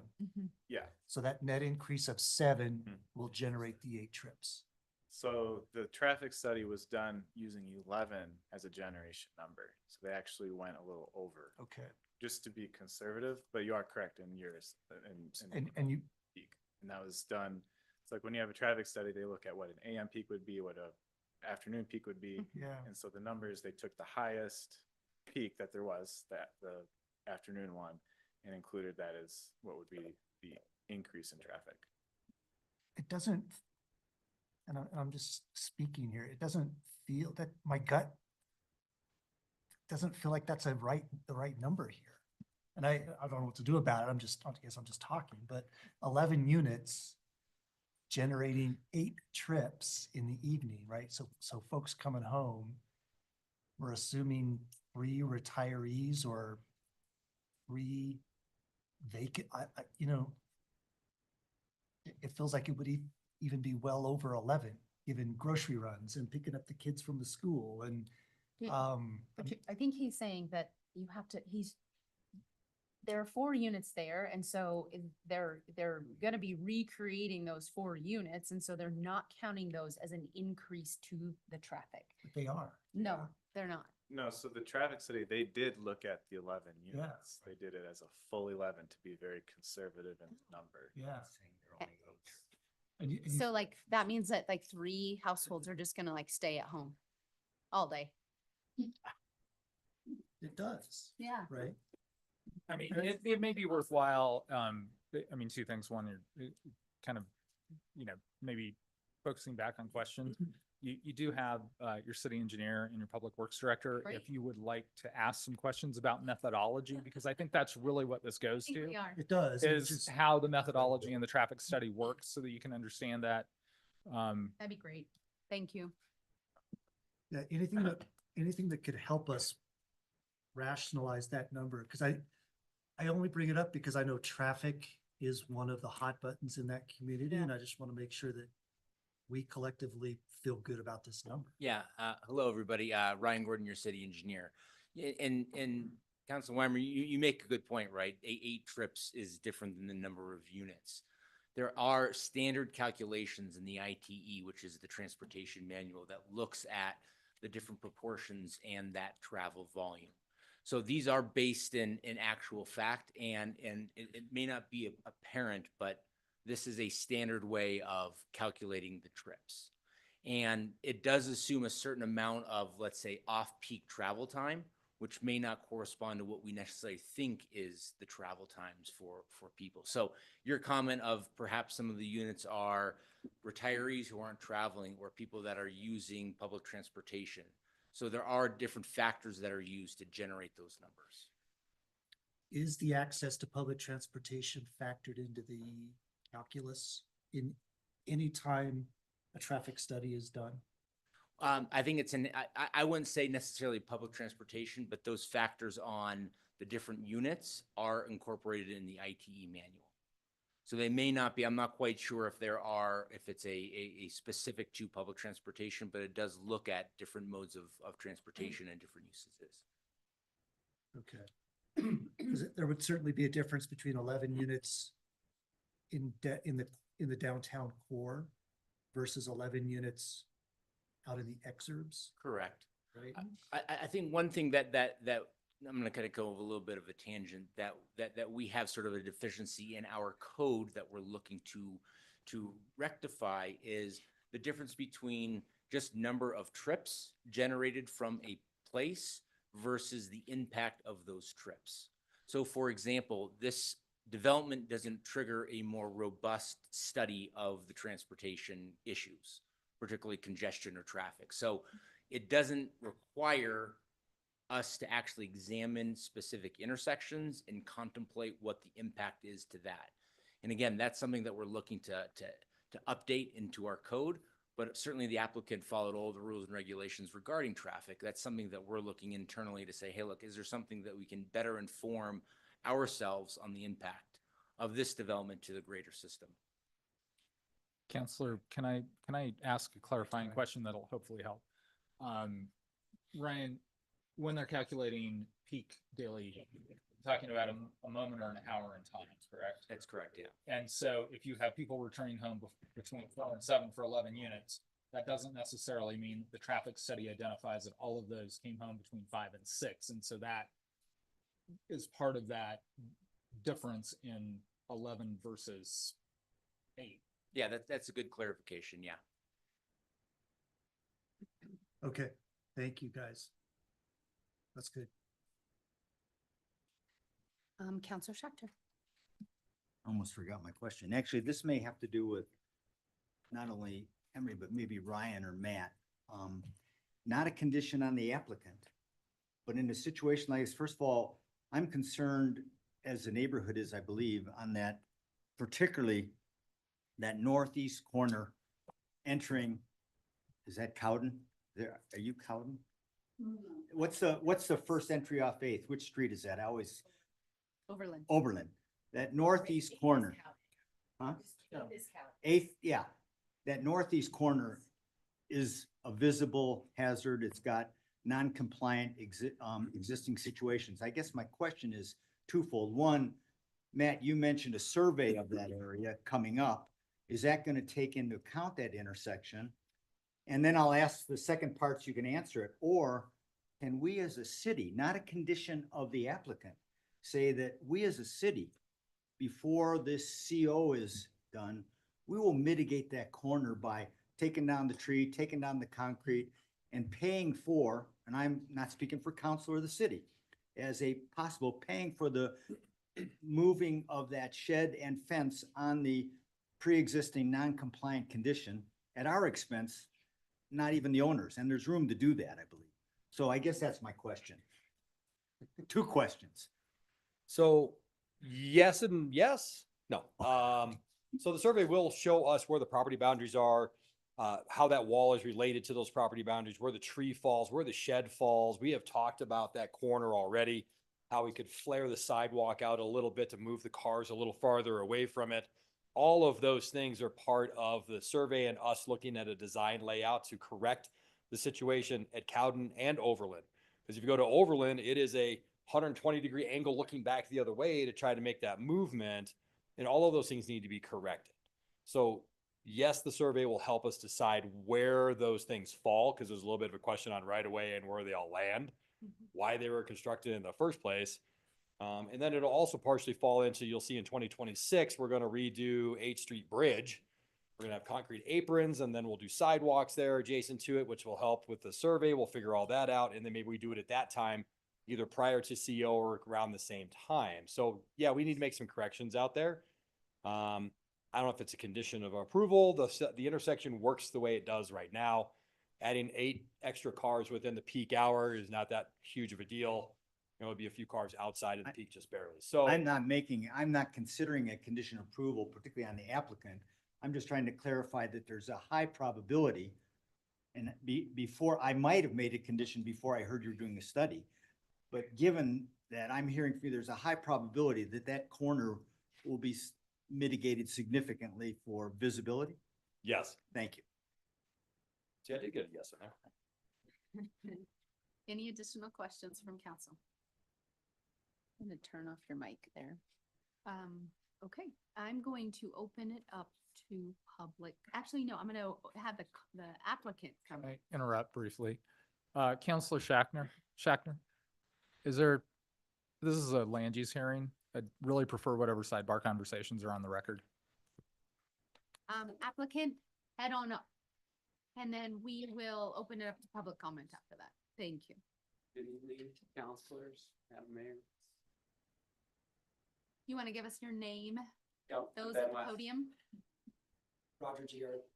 And are you both locals? Here in city limits? Outside city. Thank you. He's inside. I'm here. I do want to say that you guys have a very comfortable demeanor at the podium. It's almost like you've been there before. So, you guys want to give us just a little background on the project? What was at the site or what is currently at the site? What's the condition of the site and kind of your vision for it? I think it'll just kind of move us through questions. The site is a nice, large lot with two really old homes on it.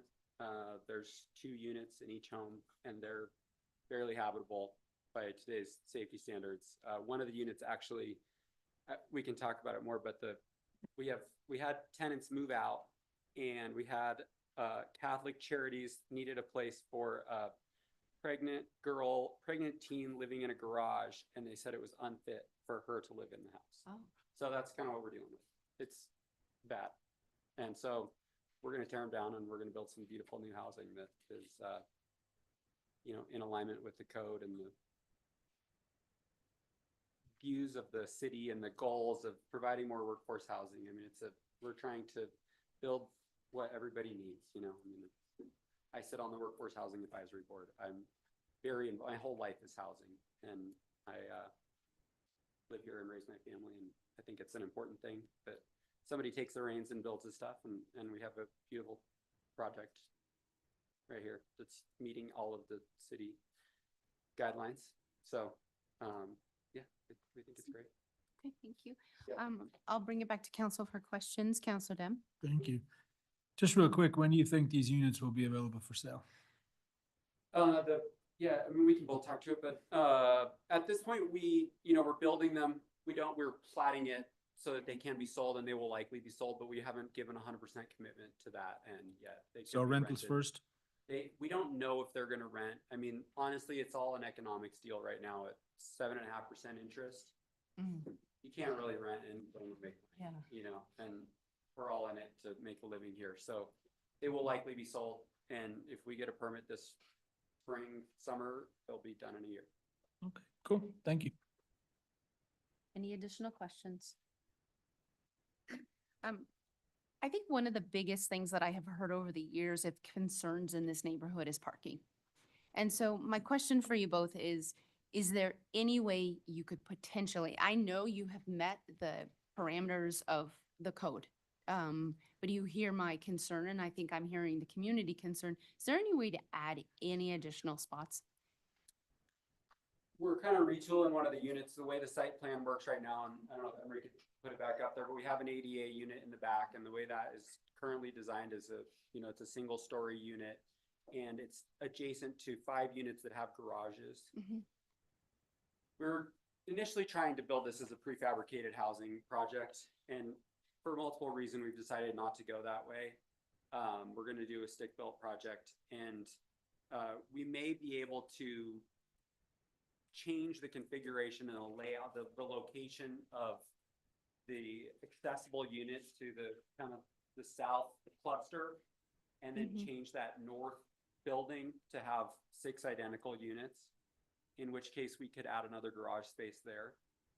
Yeah.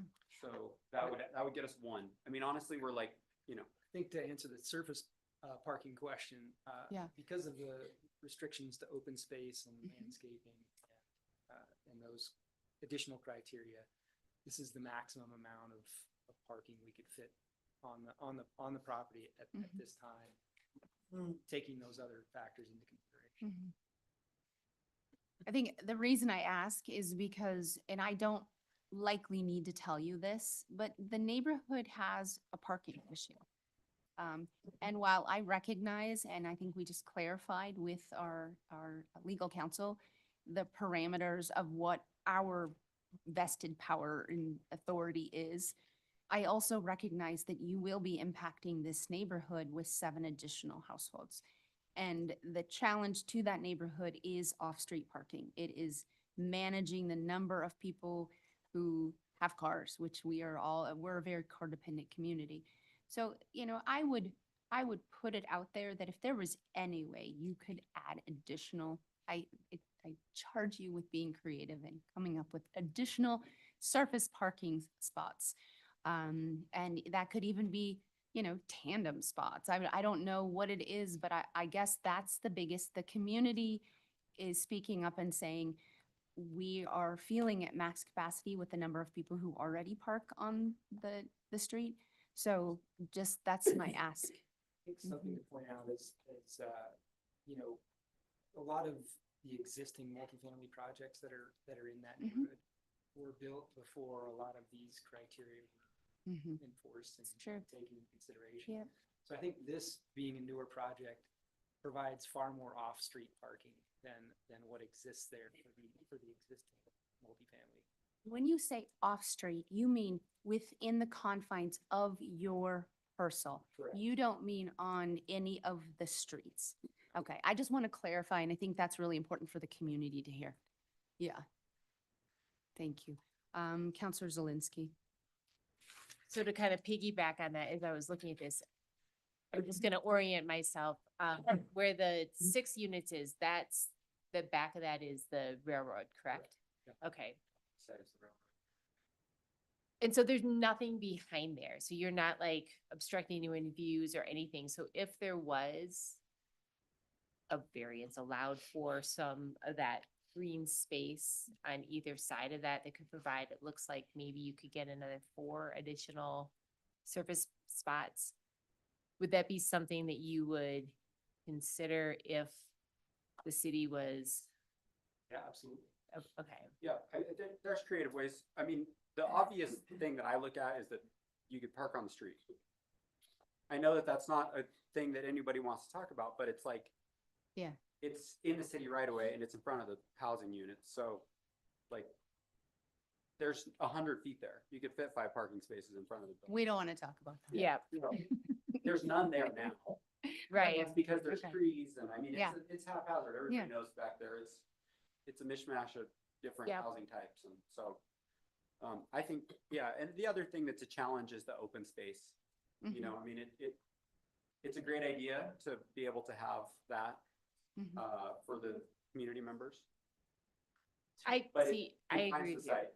I agree with you, and if it were up to my discretion, I would choose open space over that back part, you know, I'm thinking if your kids, you know, you want to, that's like a great little spot to be able to hang out. I was really encouraged hearing that the city is looking at that and perhaps there will be improvements that are organically incorporated in there that are going to help the community, but you know, put it in your pocket, that might work. I'd offer that it is nice that it's close to downtown. You know, there are people there that use public transportation and walk to work, and so there are walkers in the neighborhood. Not everybody has a car. Okay, awesome. Any additional questions? Okay. Oh, one last question, Counselor Dem.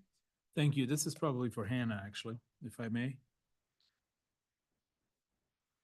So it was just brought up that with a possible variance, we could add a few more parking spaces, just shy of starting a new application. Is there a way to get there from here? With less open space?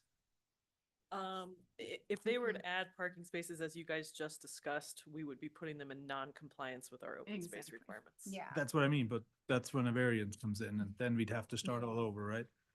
I think for the I'm gonna time being. defer to Carla. Yeah. We'd have to start all over. Yeah. That's what I We don't normally request the variances. I know, I know. It's like- I understand. Yeah. We're just thinking. That's- So I think what we're asking is just kind of look at this and say, is there any possibility for additional surface parking on the site? So, but that's just an ask. But nonetheless, that is not actually what we're looking at this evening. Because if I remember right, while you're at the podium, the idea of this preliminary plat and you know, the concept of this motion that we would potentially be making this evening is a very preliminary approval that would allow the applicant to move forward? Or is this the final approval for like? This would be your final approval Okay. for this project as Okay. proposed. Thank you. I wanted to clarify. I got one more option. Oh, good. Okay, great. So I got one more option. You're not gonna like it. How about less units? you know, that's, How about one less? yeah. There's a whole bunch of parking right there. It's not, it doesn't honestly really create that much to give one more unit, one less unit. I mean, there's, you know, there's possibilities, but it's like. Four tandem? you know, Yeah. It's hard to. We're building the project out of the goodwill of our heart already. I figured that it And has we to, have to do it for less. it has you to know, pencil out. I get it. yeah, we have to do I it. understand that. Yeah. It's a huge risk on our part, right?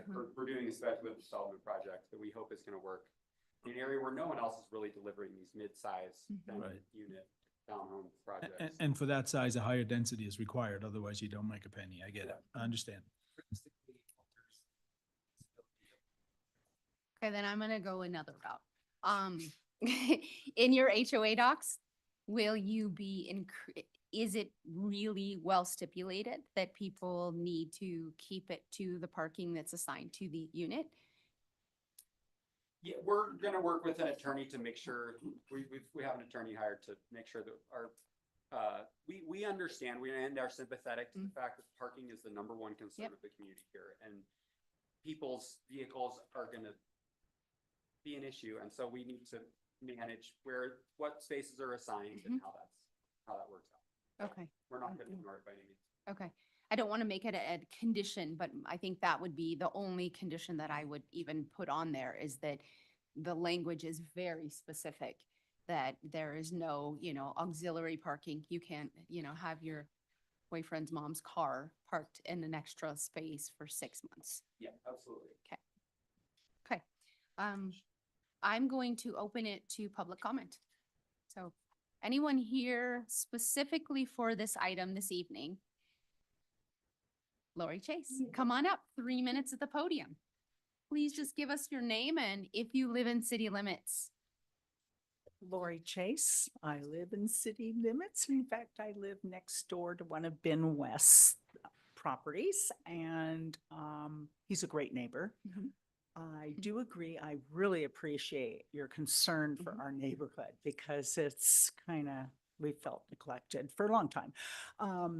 And the parking is an issue.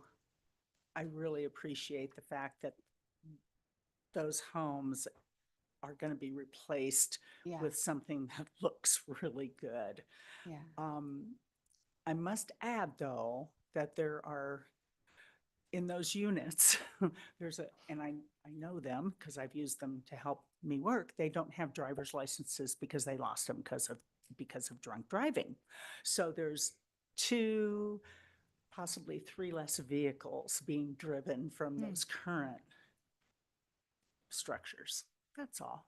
But I appreciate that. I think, and I can clarify, I don't think they're looking at those units and like getting the demographics of those specific people. I think rather they're going like high level with like what the industry standards for a household is. Okay. right, Thank you. yeah, Okay. I Okay. understand that. I just Okay. want to make it clear. Thank you. I appreciate We have more bicycle traffic from that area. But thank you very much. Thank you for your concern and questions, and thank Ben and his associate for presenting a nice looking project. We just need a little bit more parking. I agree. Thank you. Thanks, Lori. I appreciate it. We're gonna open it up to anyone online to discuss this project. Anyone here virtually to talk about this, this development?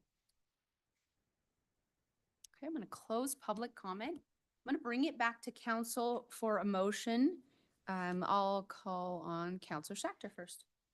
I assume we break these into 2 motions. So, Madam Mayor, regarding planning file 3424, request for preliminary plat and planning file for approval, I would move that we approve as based on the conditions and findings and conditions on page 10 of the staff report. I have a motion. Do we have a second? Second. Okay. Any discussion? Counselor Schachter. Yes, I think this is a quality project. It comes without variances, which is critical, meets our code. I think that it raises a question for us, and I'll quote you, Madam Mayor, about how we protect and defend our neighborhoods. And parking has come up, so I think it might generate a higher level look from us to say, hey, is the code doing what we want it to do? And if not, let's change it. It's not up to the applicant to change it. So I think it will generate another discussion, but I definitely support the motion. Would you bring that up in council comments at the end of the day, that we maybe need to I will look at definitely bring that? it up. Thank you. I appreciate it. Okay, great. Counselor Zelinski. So, this neighborhood is my first home in Glenwood Springs. I lived right on the corner with the problematic, line of sight. And, you know, when I lived there, I rarely got my car. I rode my bike to the grocery store. I had a little bike trailer. So I know that that's feasible. I know that that is, in there. I think that we are working to address transportation in a holistic manner in our community and create more opportunities for people to use transportation that's not a personal vehicle. And so I'm very, very hopeful that having this housing in that location is going to create energy for somebody who's living there, and it's close enough to town, it's close enough to the meadows. So, you know, I really do think that there is a very real potential for this to be utilized in a way that doesn't always rely on a car. So I get that.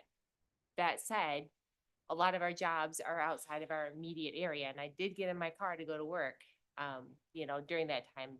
So I think that, you know, recognizing the need for parking, I don't know where those opportunities lie, but I think we've said all we need to say on that. So, you know, I just am really encouraged by what I see in front of me here. Okay, so I have a motion and I have a second. We call the question.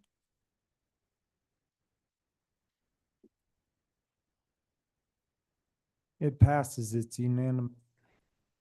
Okay, great. Round one, Counselor Dem. Thank you. Item 15, planning file 3624, residential minor site and architectural plan. I move that we approve the residential minor site and architectural plan based on the findings and conditions in the staff report. Just a point of confirmation, there were the two items. Did that motion include both the preliminary plat and the minor site? Oh, I thought he said we Yeah. take it apart. Sumner, did you do both or just one? He did one. He did one, So you're gonna do two. Preliminary plat. Okay, Okay. thank you. and I just did the second one. Okay. I might have said it in planning file, but I, Okay. but I didn't say 3624. Okay, great. So the first portion has been approved you. unanimously, and you have a motion but not a second yet. That's correct. Okay, Counselor Zelinski. Second that. Okay. Any discussion on that? I have one. During construction, if this is to be approved, I would ask that you guys keep your construction on site. Don't plug up that road.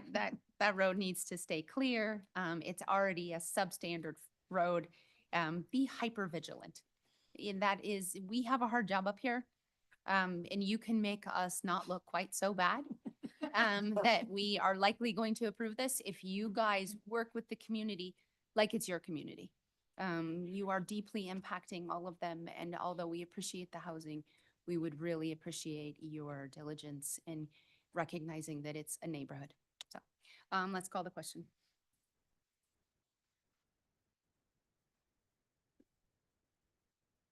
It's unanimous. It passes. Thank you. Thank you. Okay. Okay, let's move on to item number 16. Sales tax rebate request from the Meadows. Thank you, Madam Mayor.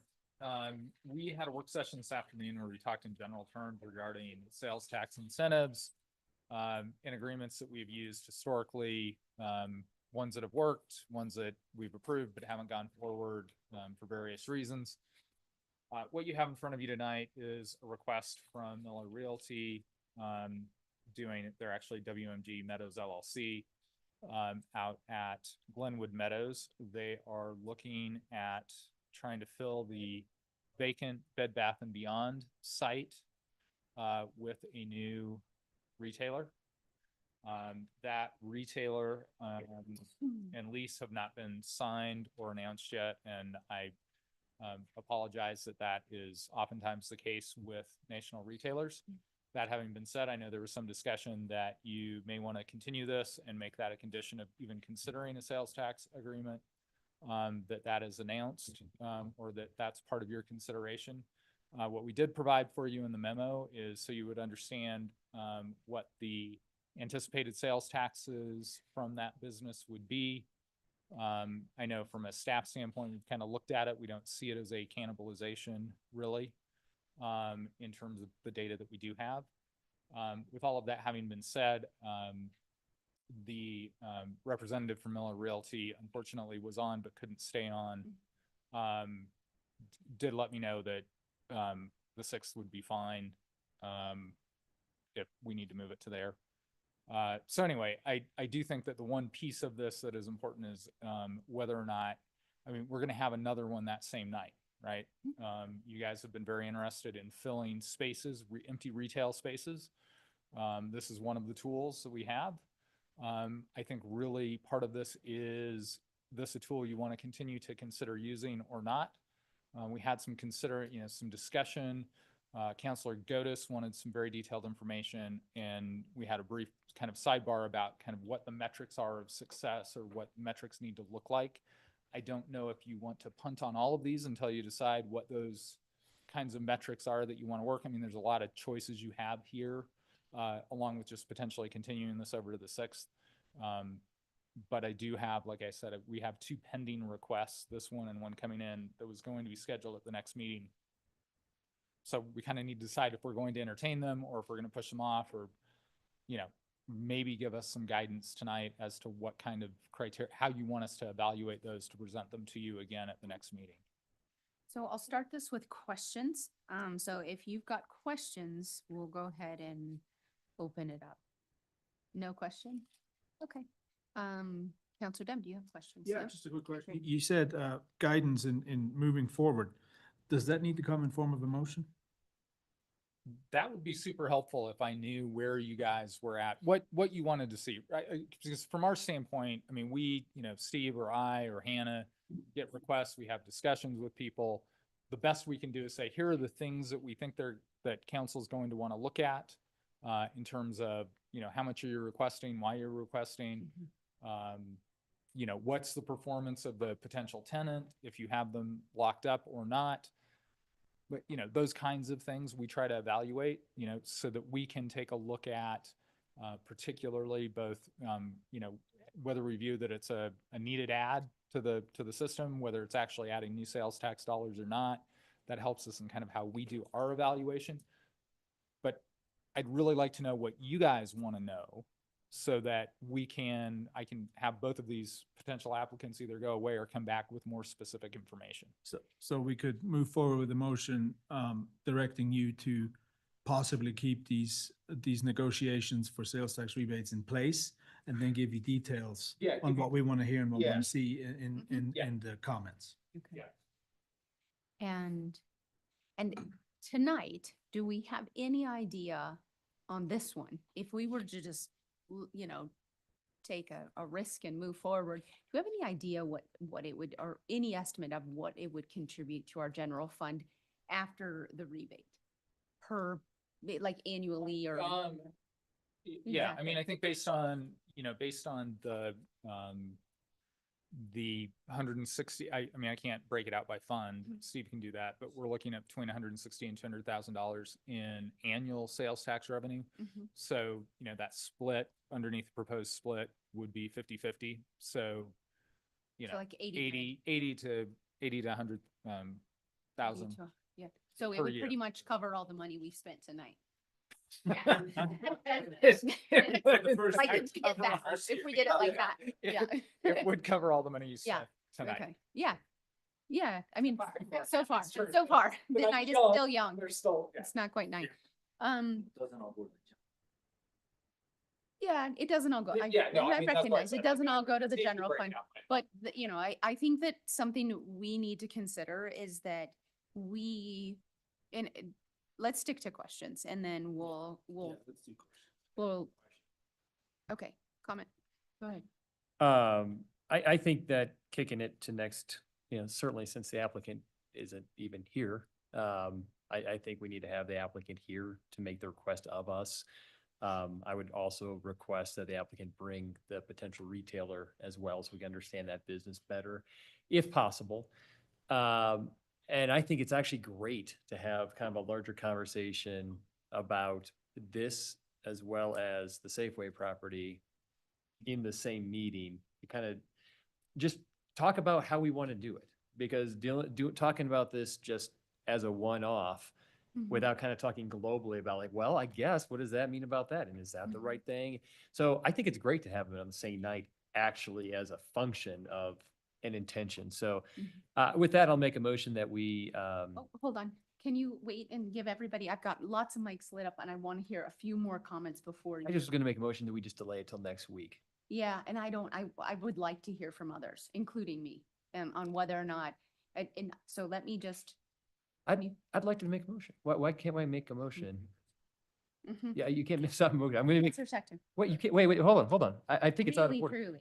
You, seriously, you're gonna stop me from making a motion? Yes, because I think that. Madam Mayor, I don't think that that's in order. You cannot tell me I can't not I make a think motion. what I'm saying to you is that occasionally there's a appropriateness in making a motion, and occasionally it's really appropriate and respectful to hear from your fellow city councilors on where they are before we start navigating a path down. And I will ask you that I have the opportunity to hear from a few others, so I have an idea of where they're at before you make a motion. You are more than welcome to. If you can just hold off, is my request, that you hold off on making a motion. Just. So typically you bring it back, you say, I bring it back for a motion. And I'd like for a motion to guide the conversation, but not in this case. Okay. We'll see if there's a second. Okay. Okay, Counselor Schachter. Comment, question, combo. First of all, I think we have a lot to learn, not just from the applicant. So if we decide to push this to the next meeting, I think we need a very targeted workshop just on this subject, to clarify more with Carl's help, Steve's help, just about this. Because just kicking it down to the next meeting with the applicant here, I'm not sure, I don't know about the rest of you, would have enough information. Can you help me on what information you're gonna, Yes. what you're gonna talk about? So I think, for example, I'll wait to hear from others. I have a couple concerns. I'm not opposed to this, I'm not for it, but I would love to see both historically and generically in a town like ours, where we rely 100% on sales tax, where the projected payoffs come. We are giving up income for some period of time for what kind of return? So those numbers are out there, there are projections out there. So I'm saying, okay, what are we getting when we give it up? That's one.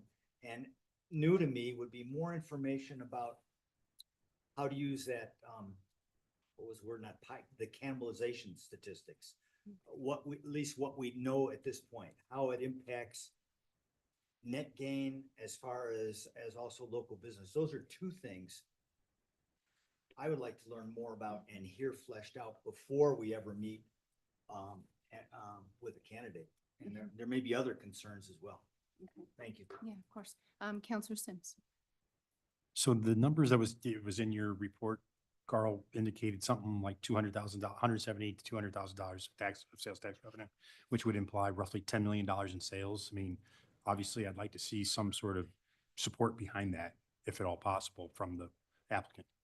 Okay. It's, you're looking for information, what we want to see. That would be one of the things I would want to see. Yeah, no, I can appreciate that. Yeah. I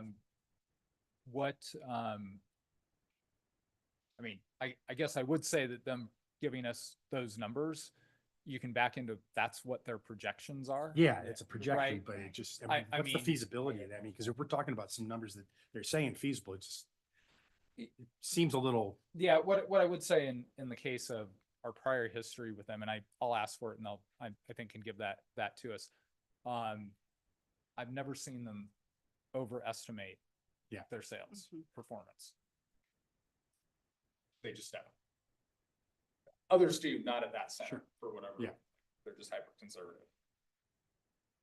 Counselor Zelinski. So I don't have a fundamental opposition to this. I can see how this is a useful tool for us. I'm wondering if you can help me understand the process, like through the economic, or I guess does it go through community development, the economic development? Like, how does it get to this point where they come to us with this ask? Is there like a pro forma review? Is there some sort of a, Typically, those phone calls come into Hannah, Steve, or myself, depending on who it is and who they've worked with, and we have a conversation.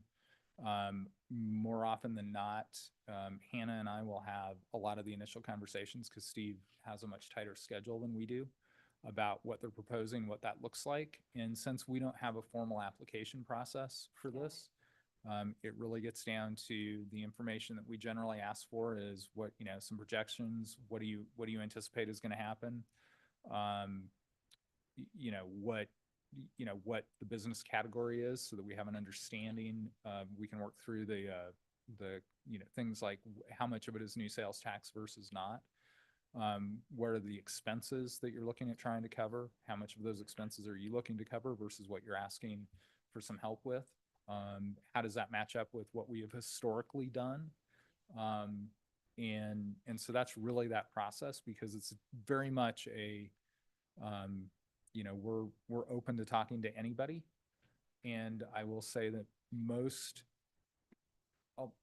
we've had those conversations with the Glenwood Mall repeatedly.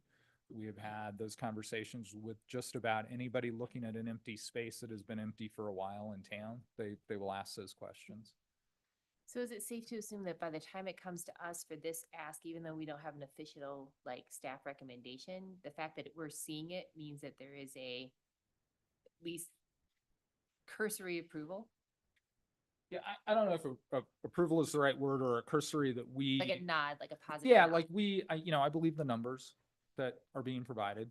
From that standpoint, have I seen inside every deal point between them and their tenants and all of that? No. Right. Do we believe that the numbers being provided reflect a likelihood of success? Yeah. I think the thing for us, though, in these, and this goes a little bit to Councilor Shackner's comment, is that right now, the number is 0. Right. And so when you talk about foregoing revenue, there's always a question, and Councilor Godus usually asks this one. They'll show up anyway, so we don't, it's not really a necessity, right? Like the market will take care of it. That could absolutely be true. It's, you never know. Everything's a little bit of does it happen? Does it not? I don't know. But I know that in these, like this, where we're looking at a 0, I know that we're sharing only if they are successful, right? We're not guaranteeing a dollar value that comes out of this. If they only produce 100,000 in sales tax, that means they only produce 100,000. We get 50. They may never reach their goal. I'm not even talking about this one specifically, but in all of these deals that we have done over the years, which has probably been a half dozen in the last 25 years.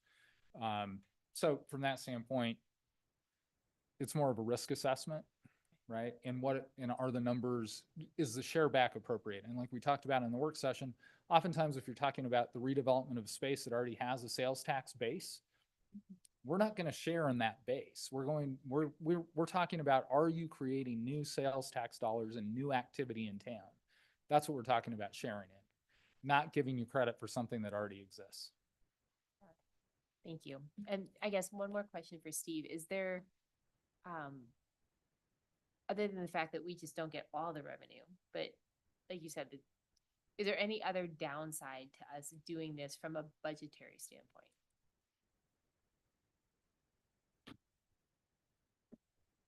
No, I don't think there's another downside to it. I do think that the idea of cannibalization is a little bit difficult to quantify, and we're talking about two different things. One is, what do we cannibalize from existing brick and mortar stores in Glenwood Springs that have made that investment to be here, versus what do we cannibalize maybe from a remote online retailer where we're still not getting the money, but we're not necessarily driving a community member in business out. Do you think it's a safe assessment to say that the majority of people who approach us with these types of tax scenarios or benefits are likely more savvier companies, kind of high, they're high performers. Or do you think this is just an industry standard anymore? I guess I would say it's a little bit of an industry standard. And as we talked about in the work session, we do have we have an in place, what we call the Tier 1 program. That's kind of a 5-year program that you can apply for sales tax rebates on an annual basis to recoup certain city imposed expenses, impact fees, electric extension policy, things like that. Water and sewer, parkland, all of those kinds of things. So, that tier is pretty useful. I think when we're talking about these kinds of things, they are much larger redevelopment scenarios. And so you do have a tendency to see, the development companies that we have seen looking for and asking for them. But by way of comparison, they have somebody on the line ready to go. You remember we had this conversation with the owner of the Glenwood Mall, but he just wanted something. He didn't have a tenant in line. He didn't have any of those things lined up. What we're seeing with this one, or with what you're going to see from the developer at Safeway, are people who have done this in other communities. They understand what this could look like. They kind of know the drill, if you will. And so, they understand that there has to be a correlation between what they're asking for and who they're bringing in and all of that. They're not just, they're not just saying, what can you do for me today? So from that standpoint, maybe a little bit more sophisticated. Yeah. But these tend to be on the larger deals, right? Where you're Yeah. talking millions of dollars in play, versus that Tier 1, which can cover a lot of a new business's, startup business's costs over a period of time if they are successful. It's a really solid kind of small business program. Okay. Counselor Godus, and then we'll do public comment. Counselor Godus. Oh, I guess it's my turn. So Steve, you said that there's no real downside from a financial standpoint, but isn't the downside that they signed the lease anyway? And instead of splitting 1.5 million and giving them a 750 rebate, we get all 1.5? Isn't that the downside? If we don't do this, then we get all 1.5 sales tax. If we don't do this and they sign another person 6 months from now or a year from now, we get all of it. So isn't that the downside? Well, it is certainly true. If these guys don't come here, we get some percentage of zero. Right. Right. That certainly is true. Now, to say whether or not this is the thing that kills that deal, I have no idea whether that's the case or not. So I think we can only control what we can control, which is this decision that we're making today. So if we make this decision and then they decide that, because you guys are rebating sales tax, that's why we came, then I would concede your point if that turns out to be the case. And in your opinion, Steve, or I don't know if you had any conversations with Furniture Row or REI or maybe Tractor Supply back in the day, but why didn't they ask for this? If it's an industry standard, then wouldn't all of those large retailers have asked for something like this? I really can't speak to that. I don't know. But they didn't ever approach us and talk about it. And because that Tractor Supply predated me, but I was here for REI and Furniture Row, and I was never presented with it. I don't know if they ever had staff conversation. Not as far as I know. I don't remember if REI did specifically. We had, like I mentioned at the work session today, we've had a number of conversations with redevelopment scenarios at Roaring Fork Marketplace. One of those, we were very close on a deal, and the tenant decided not to come for different reasons. So, I can't speak to why in some instances and why not in others. I think oftentimes it goes with how much money does, REI is a company that is pretty comfortable with what it's doing. Maybe has a slightly different business model. Maybe was willing to negotiate for a higher rate. I don't know. Sounds like it's all over. Okay. Counselor Schachter, and then we'll do public comment. I don't know how this factors in. It factors in my head that we have to be cognizant of. I don't know, as our manager and John has said, I don't know what somebody will do with or without the rebate. But I am cognizant of, there is a lot of population move west of us and significant retail development west of us in Rifle. We used to badmouth. And I can't pinpoint it, but I would hate for us to take a stance that is so rigid and flexible that we are driving desirable retailers in the same direction a lot of our desirable population is going. And I suspect that's an unquantifiable risk at this point, but I think we should be somewhat cognizant of that. Thank you. Yeah. I think, what do they call them? Anchor stores. And I think it's the idea that they hold the stability of a retail mall down, meaning that it gives it's the places that people come from all over the region to go to, which we have evidence of in our tax revenue base for the Meadows. I am receptive. I heard a plan forming, and that is that we will do a more comprehensive deep dive on this concept. I am a little hesitant knowing that we have some city council elections and a few of us won't be on to have it and call it like the vibe of council, because it's very quickly going to change. And I'm probably more inclined to just say, let's look at these individually, but I also think it could be very informative, and it might be very like good fodder for the discussion later in the evening. So with that, I'll look for, public comment. Anybody here this evening to talk about this sales tax rebate request from the Meadows? Anyone online? Lee, you may be an employee, but you could still say something. Okay, I'm gonna close public comment. I'm gonna bring it back to council. I'll look for a motion. Anybody have? Okay, Councilor Dub. All right, in item 16, sales tax rebate request from the Meadows, I move that we continue it to February 6th, and that we also continue the discussion about sales tax rebates and its importance, and that we add a work session for the same day. Okay, I have a motion, and a second. Anybody want to do the second? Councilor Schachter. I second the motion. Okay, any discussion? All those in favor? Aye. Sorry, I'm sorry. There were enough lit up that I didn't see. Yeah. Councilor Gotis. Just before we take the vote, is that okay, what I said earlier of requesting that the applicant and or the potential, it was your motion, so I Absolutely got it. Yeah, absolutely. That they what? that they appear, that representative A from. representative. Okay. And potentially if they're able to, a representative from the potential retailer as well. I will amend my motion to add that. That's correct. Okay, great. So we have a motion, we have a second. And do you want to read it back to us, just to be clear? Yeah, I didn't write it down. That's okay. Yeah, how about this? The motion is that on the February 6th meeting, that we will have a work session to do a deep dive into this concept of rebates, and the evening we'll have a discussion on two different ones, and we have now requested through the amendment from Councilor Gotis that we have both a representative from the applicant and the actual applicant themselves. That's right. Okay. Yep. Any comments before we call the question? Okay, let's do it. Okay, great.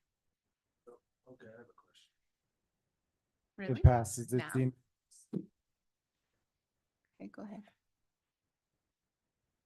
Thank you. Do you still need more direction what we're gonna talk about? I mean, if you guys, over the course of the next week, could shoot me, when we have an extra week before February 6th, as you hone in on. Oh. Oh, God, sorry. Oh, so I was like, I don't have control over that one. Yeah, I know. This is just me forgetting to put my finger on the button.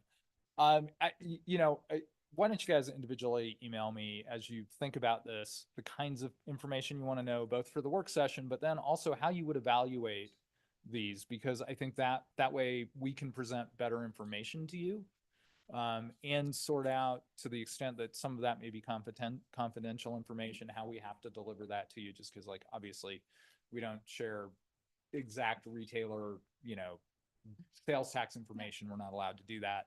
So, as we're comparing potentially different users or something like that. So I'd really appreciate that because I'd like to be able to tell both these guys that are asking as well as us as staff, kind of what you're thinking, how you're going to be thinking about evaluating each individual request. You need information emailed in addition to what we've said here? Mike, there you go. Yeah, I mean, if you have other thoughts, just go ahead and shoot them to me. Additional. Yeah, I'm suggesting because I would like to have as much of what you'd like to know as we can so that we can try to provide that framework for you to think about it. And on our behalf, will you please extend our gratitude to the applicants for both the extension, their patience, they came this evening, and that, and then also their willingness to come and do business in Glenwood, we're grateful for their open dialogue and their interest in being a part of our community. Absolutely. I think both of them will appreciate that. Okay, thank you. Appreciate it. Okay, great. We will move on then to council comments. Item number 17.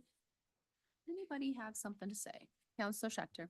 Well, thank you. Upon the prior discussion, I think based on the application, the planning application we had today, that it would justify us kind of taking a higher view of not just parking, but generally how our code and how our actions are currently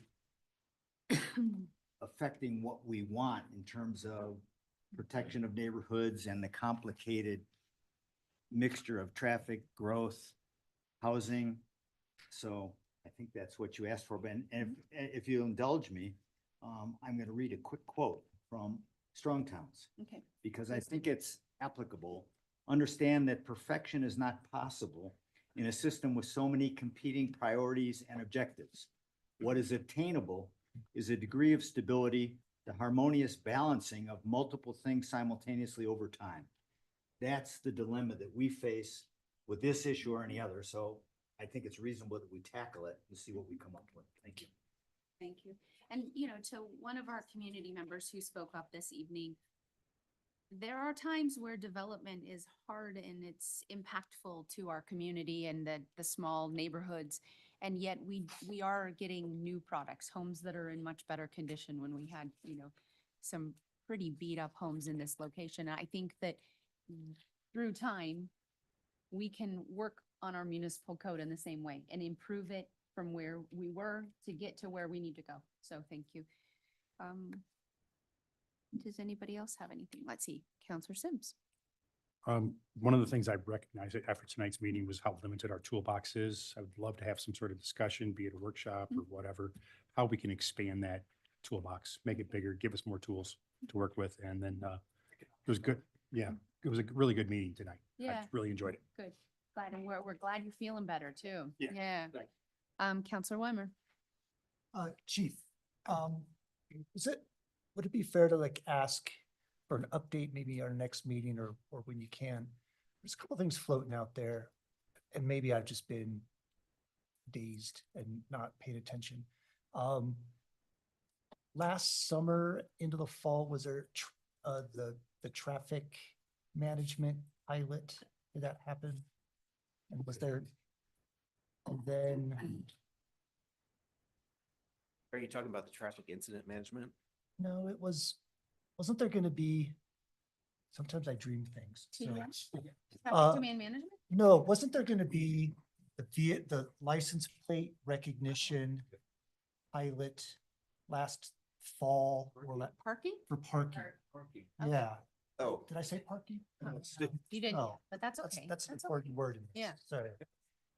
So we currently have hardware and software in place with the license plate readers on two of our code enforcement vehicles. Okay. As far as how they are performing is still being worked out with IT. So Okay. to answer your question, I don't think we have any data on that Not just yet. but Okay. I think we are about to turn a corner quickly. And then can we have a discussion? I don't know if you and others need to be just around sort of speed cameras, red light cameras, potential avenues going forward, ins and outs. what makes sense, et cetera? We can definitely have that conversation. Yeah, I think by the second meeting in February, we'll probably have some pretty specific information that we can pass on to you guys. We're making progress. Okay, cool. All right. Thanks, Chief. Counselor Gotis. Yeah, I want to apologize for my outburst earlier to you, Madam Mayor. I think my frustration is sometimes it's not consistent. Sometimes it's Yeah. come back and ask for a motion to lead discussions. And other times it seems like, hey, let's have a conversation, then get a motion. I don't care either way. I would just ask for maybe consistency. So I apologize to you. Was that a compliment or some direction? It was a friendly, Yeah, I don't know which one it it was a was. friendly I don't- suggestion and an apology, but not in that order. To be honest with you, more often than not, I'm very consistent. I think in this situation, you had jumped ahead of comments and there was not an awareness that there were a lot of others who wanted to make comment about that. So could we all work together more smoothly at times? Absolutely. And I will do my part to do that. Thank you. I wanted to acknowledge that oftentimes when it comes to land use applications, Hannah Klausman and her whole department kills it. And then they just work so hard. They're so knowledgeable. And then we come in and ask 1,000 questions, some of them not very knowledgeable and some of them very obnoxious. And I thought about it, you know, those the easy buttons, we almost needed like a sorry Hannah button where we're like, sorry, Hannah, because after more meetings, when there's a land use application, I want to apologize to you. More than anything, I want to extend gratitude that you and your department are incredibly knowledgeable. So I also wanted to mention that during a Southbridge update meeting earlier at a work session, we started to see some budget numbers and, you know, to the community members who still hear $100+ million for this bridge, our engineering department and public works director and everybody else, including our city manager, have worked together to see a 20% reduction in that. That's huge. That's a huge, huge accomplishment that will make that absolutely necessary connection in our community for safety and emergency exit plans viable and come to fruition. So a big thank you. Ryan's gone home for the evening, but a big thank you to you. And also I'm looking at Matt Langhorst when I say to you and to the entire department. So thank you guys. Anybody else this evening? Okay, then I will move on to city manager. Thank you. Couple of quick things. April 6th to 8th, we're hosting our community listens here in council chambers. If one of you wants to attend, you're welcome to. I think Councilor Schachter had his name up first or second. How many of us can come? One. Really? Can't we notice it? It's not a lot of listening. We could stand in the corner. We don't have to be the chatterbox. We might be able to sneak two in, but one or two. Okay. So if you're interested in doing that, let me know, and let me know if the dates of April 6th, 7th, and 8th, that should be a Tuesday, Wednesday, and Thursday work, but we can get at least one What of you. organization is that with?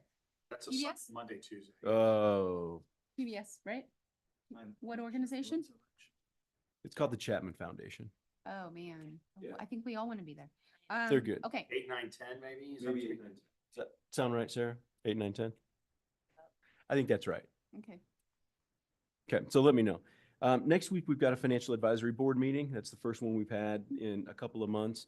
We're going to kind of set a little bit of a course for the year. So if anybody has things that they'd like financial advisory board to look into in 2025, send me an email and we'll, throw that into the discussion when we get together in the next week. We do have an extra week between meetings this time, so there's 3 weeks in there. So if anybody needs anything in that time, let me know. It's always nice to have that extra week, but 3 weeks, can stretch out a little bit. And then a couple of staff personnel things. We hired an IT kind of first level help desk person. And it was one of those where we'd interviewed like 4 people and then we interviewed him and all of us were like, yep, that's him right there. So with that, our IT team now is full, finally. Oh, cool. So that is making progress. We also today extended an offer letter to somebody to fill the director of operations position that will be on our senior team. And I think the senior team is very excited about this person. We think that they're going to work out great. I can't tell you who it is yet, But that's a big step forward. And with that, I think that in administration, we're pretty much finally fully staffed also. So we're very excited about that and looking good. So other than that, thank you guys for everything. I think 2025 I think we're going to make progress this year. Yeah. Thank you so much. Carl Hammond. Not nearly as much fun. No positive things. Okay. So little positive, then we'll get to the negative. You all saw the press release, I think, regarding the mine. Feel really good about that. It got incorporated into federal order. Now we're going to start litigating. So we're going to be talking to Kaplan, Kirsch, and Rockwell, who we have also brought on board to help with some of the Southbridge items. They're an environmental litigation firm, have more capacity than my firm does. We're simply kind of tapped out when we have 2 or 3 large cases going already. So we're going to be having a conversation with them. We're anticipating RMI will challenge that order that came out of BLM, and that will be a fair amount of litigation that's going to ensue. So the good news is, yay, great order out of BLM. Bad news, probably going to litigate over it, or potentially litigate over it, and we want to be prepared for that. So just giving you a heads up that that's going to be going on. Thanks. Can you think of anything positive? Anything else? Yeah, that was the positive. Positive is that we put aside $1 million and that we actually, this is progress. This is total progress. Like, Yeah, and let me put the positive spin on this. This is 2020. In 2018, they sat in my conference room and said, we are going 2025. Sorry. I can't even keep track of what year it is. In 2018, they sat in my conference room and they looked at Deborah Figueroa and myself and said, we are going to do this to your community in the next 6 months. And there is nothing you can do about it. And you should think about what thing we might be willing to give you when we do this. And it is now 2025. So Seems like really nice people. They're great. So anyway, from that standpoint, it has been a slog, but the support of the Citizens Group, Citizens Alliance has been fantastic. The support of Garfield County has been fantastic. This is one of those issues that we have worked on, actually, and that is the high point, right? Yeah. Working in conjunction with the county. This is one of those things that doesn't get a lot of press right in the moment because it's been so long. It is a huge deal that we're working together with the county on this particular issue. The Citizens Alliance is out there, that you guys are supportive. Our congressional delegation has been hugely supportive. I mean, this has been a battle, and it is a number of years later. And unfortunately, in these instances, this is how it goes. But the fact that we're still fighting is a fantastic thing. So appreciate that. Thank you, guys.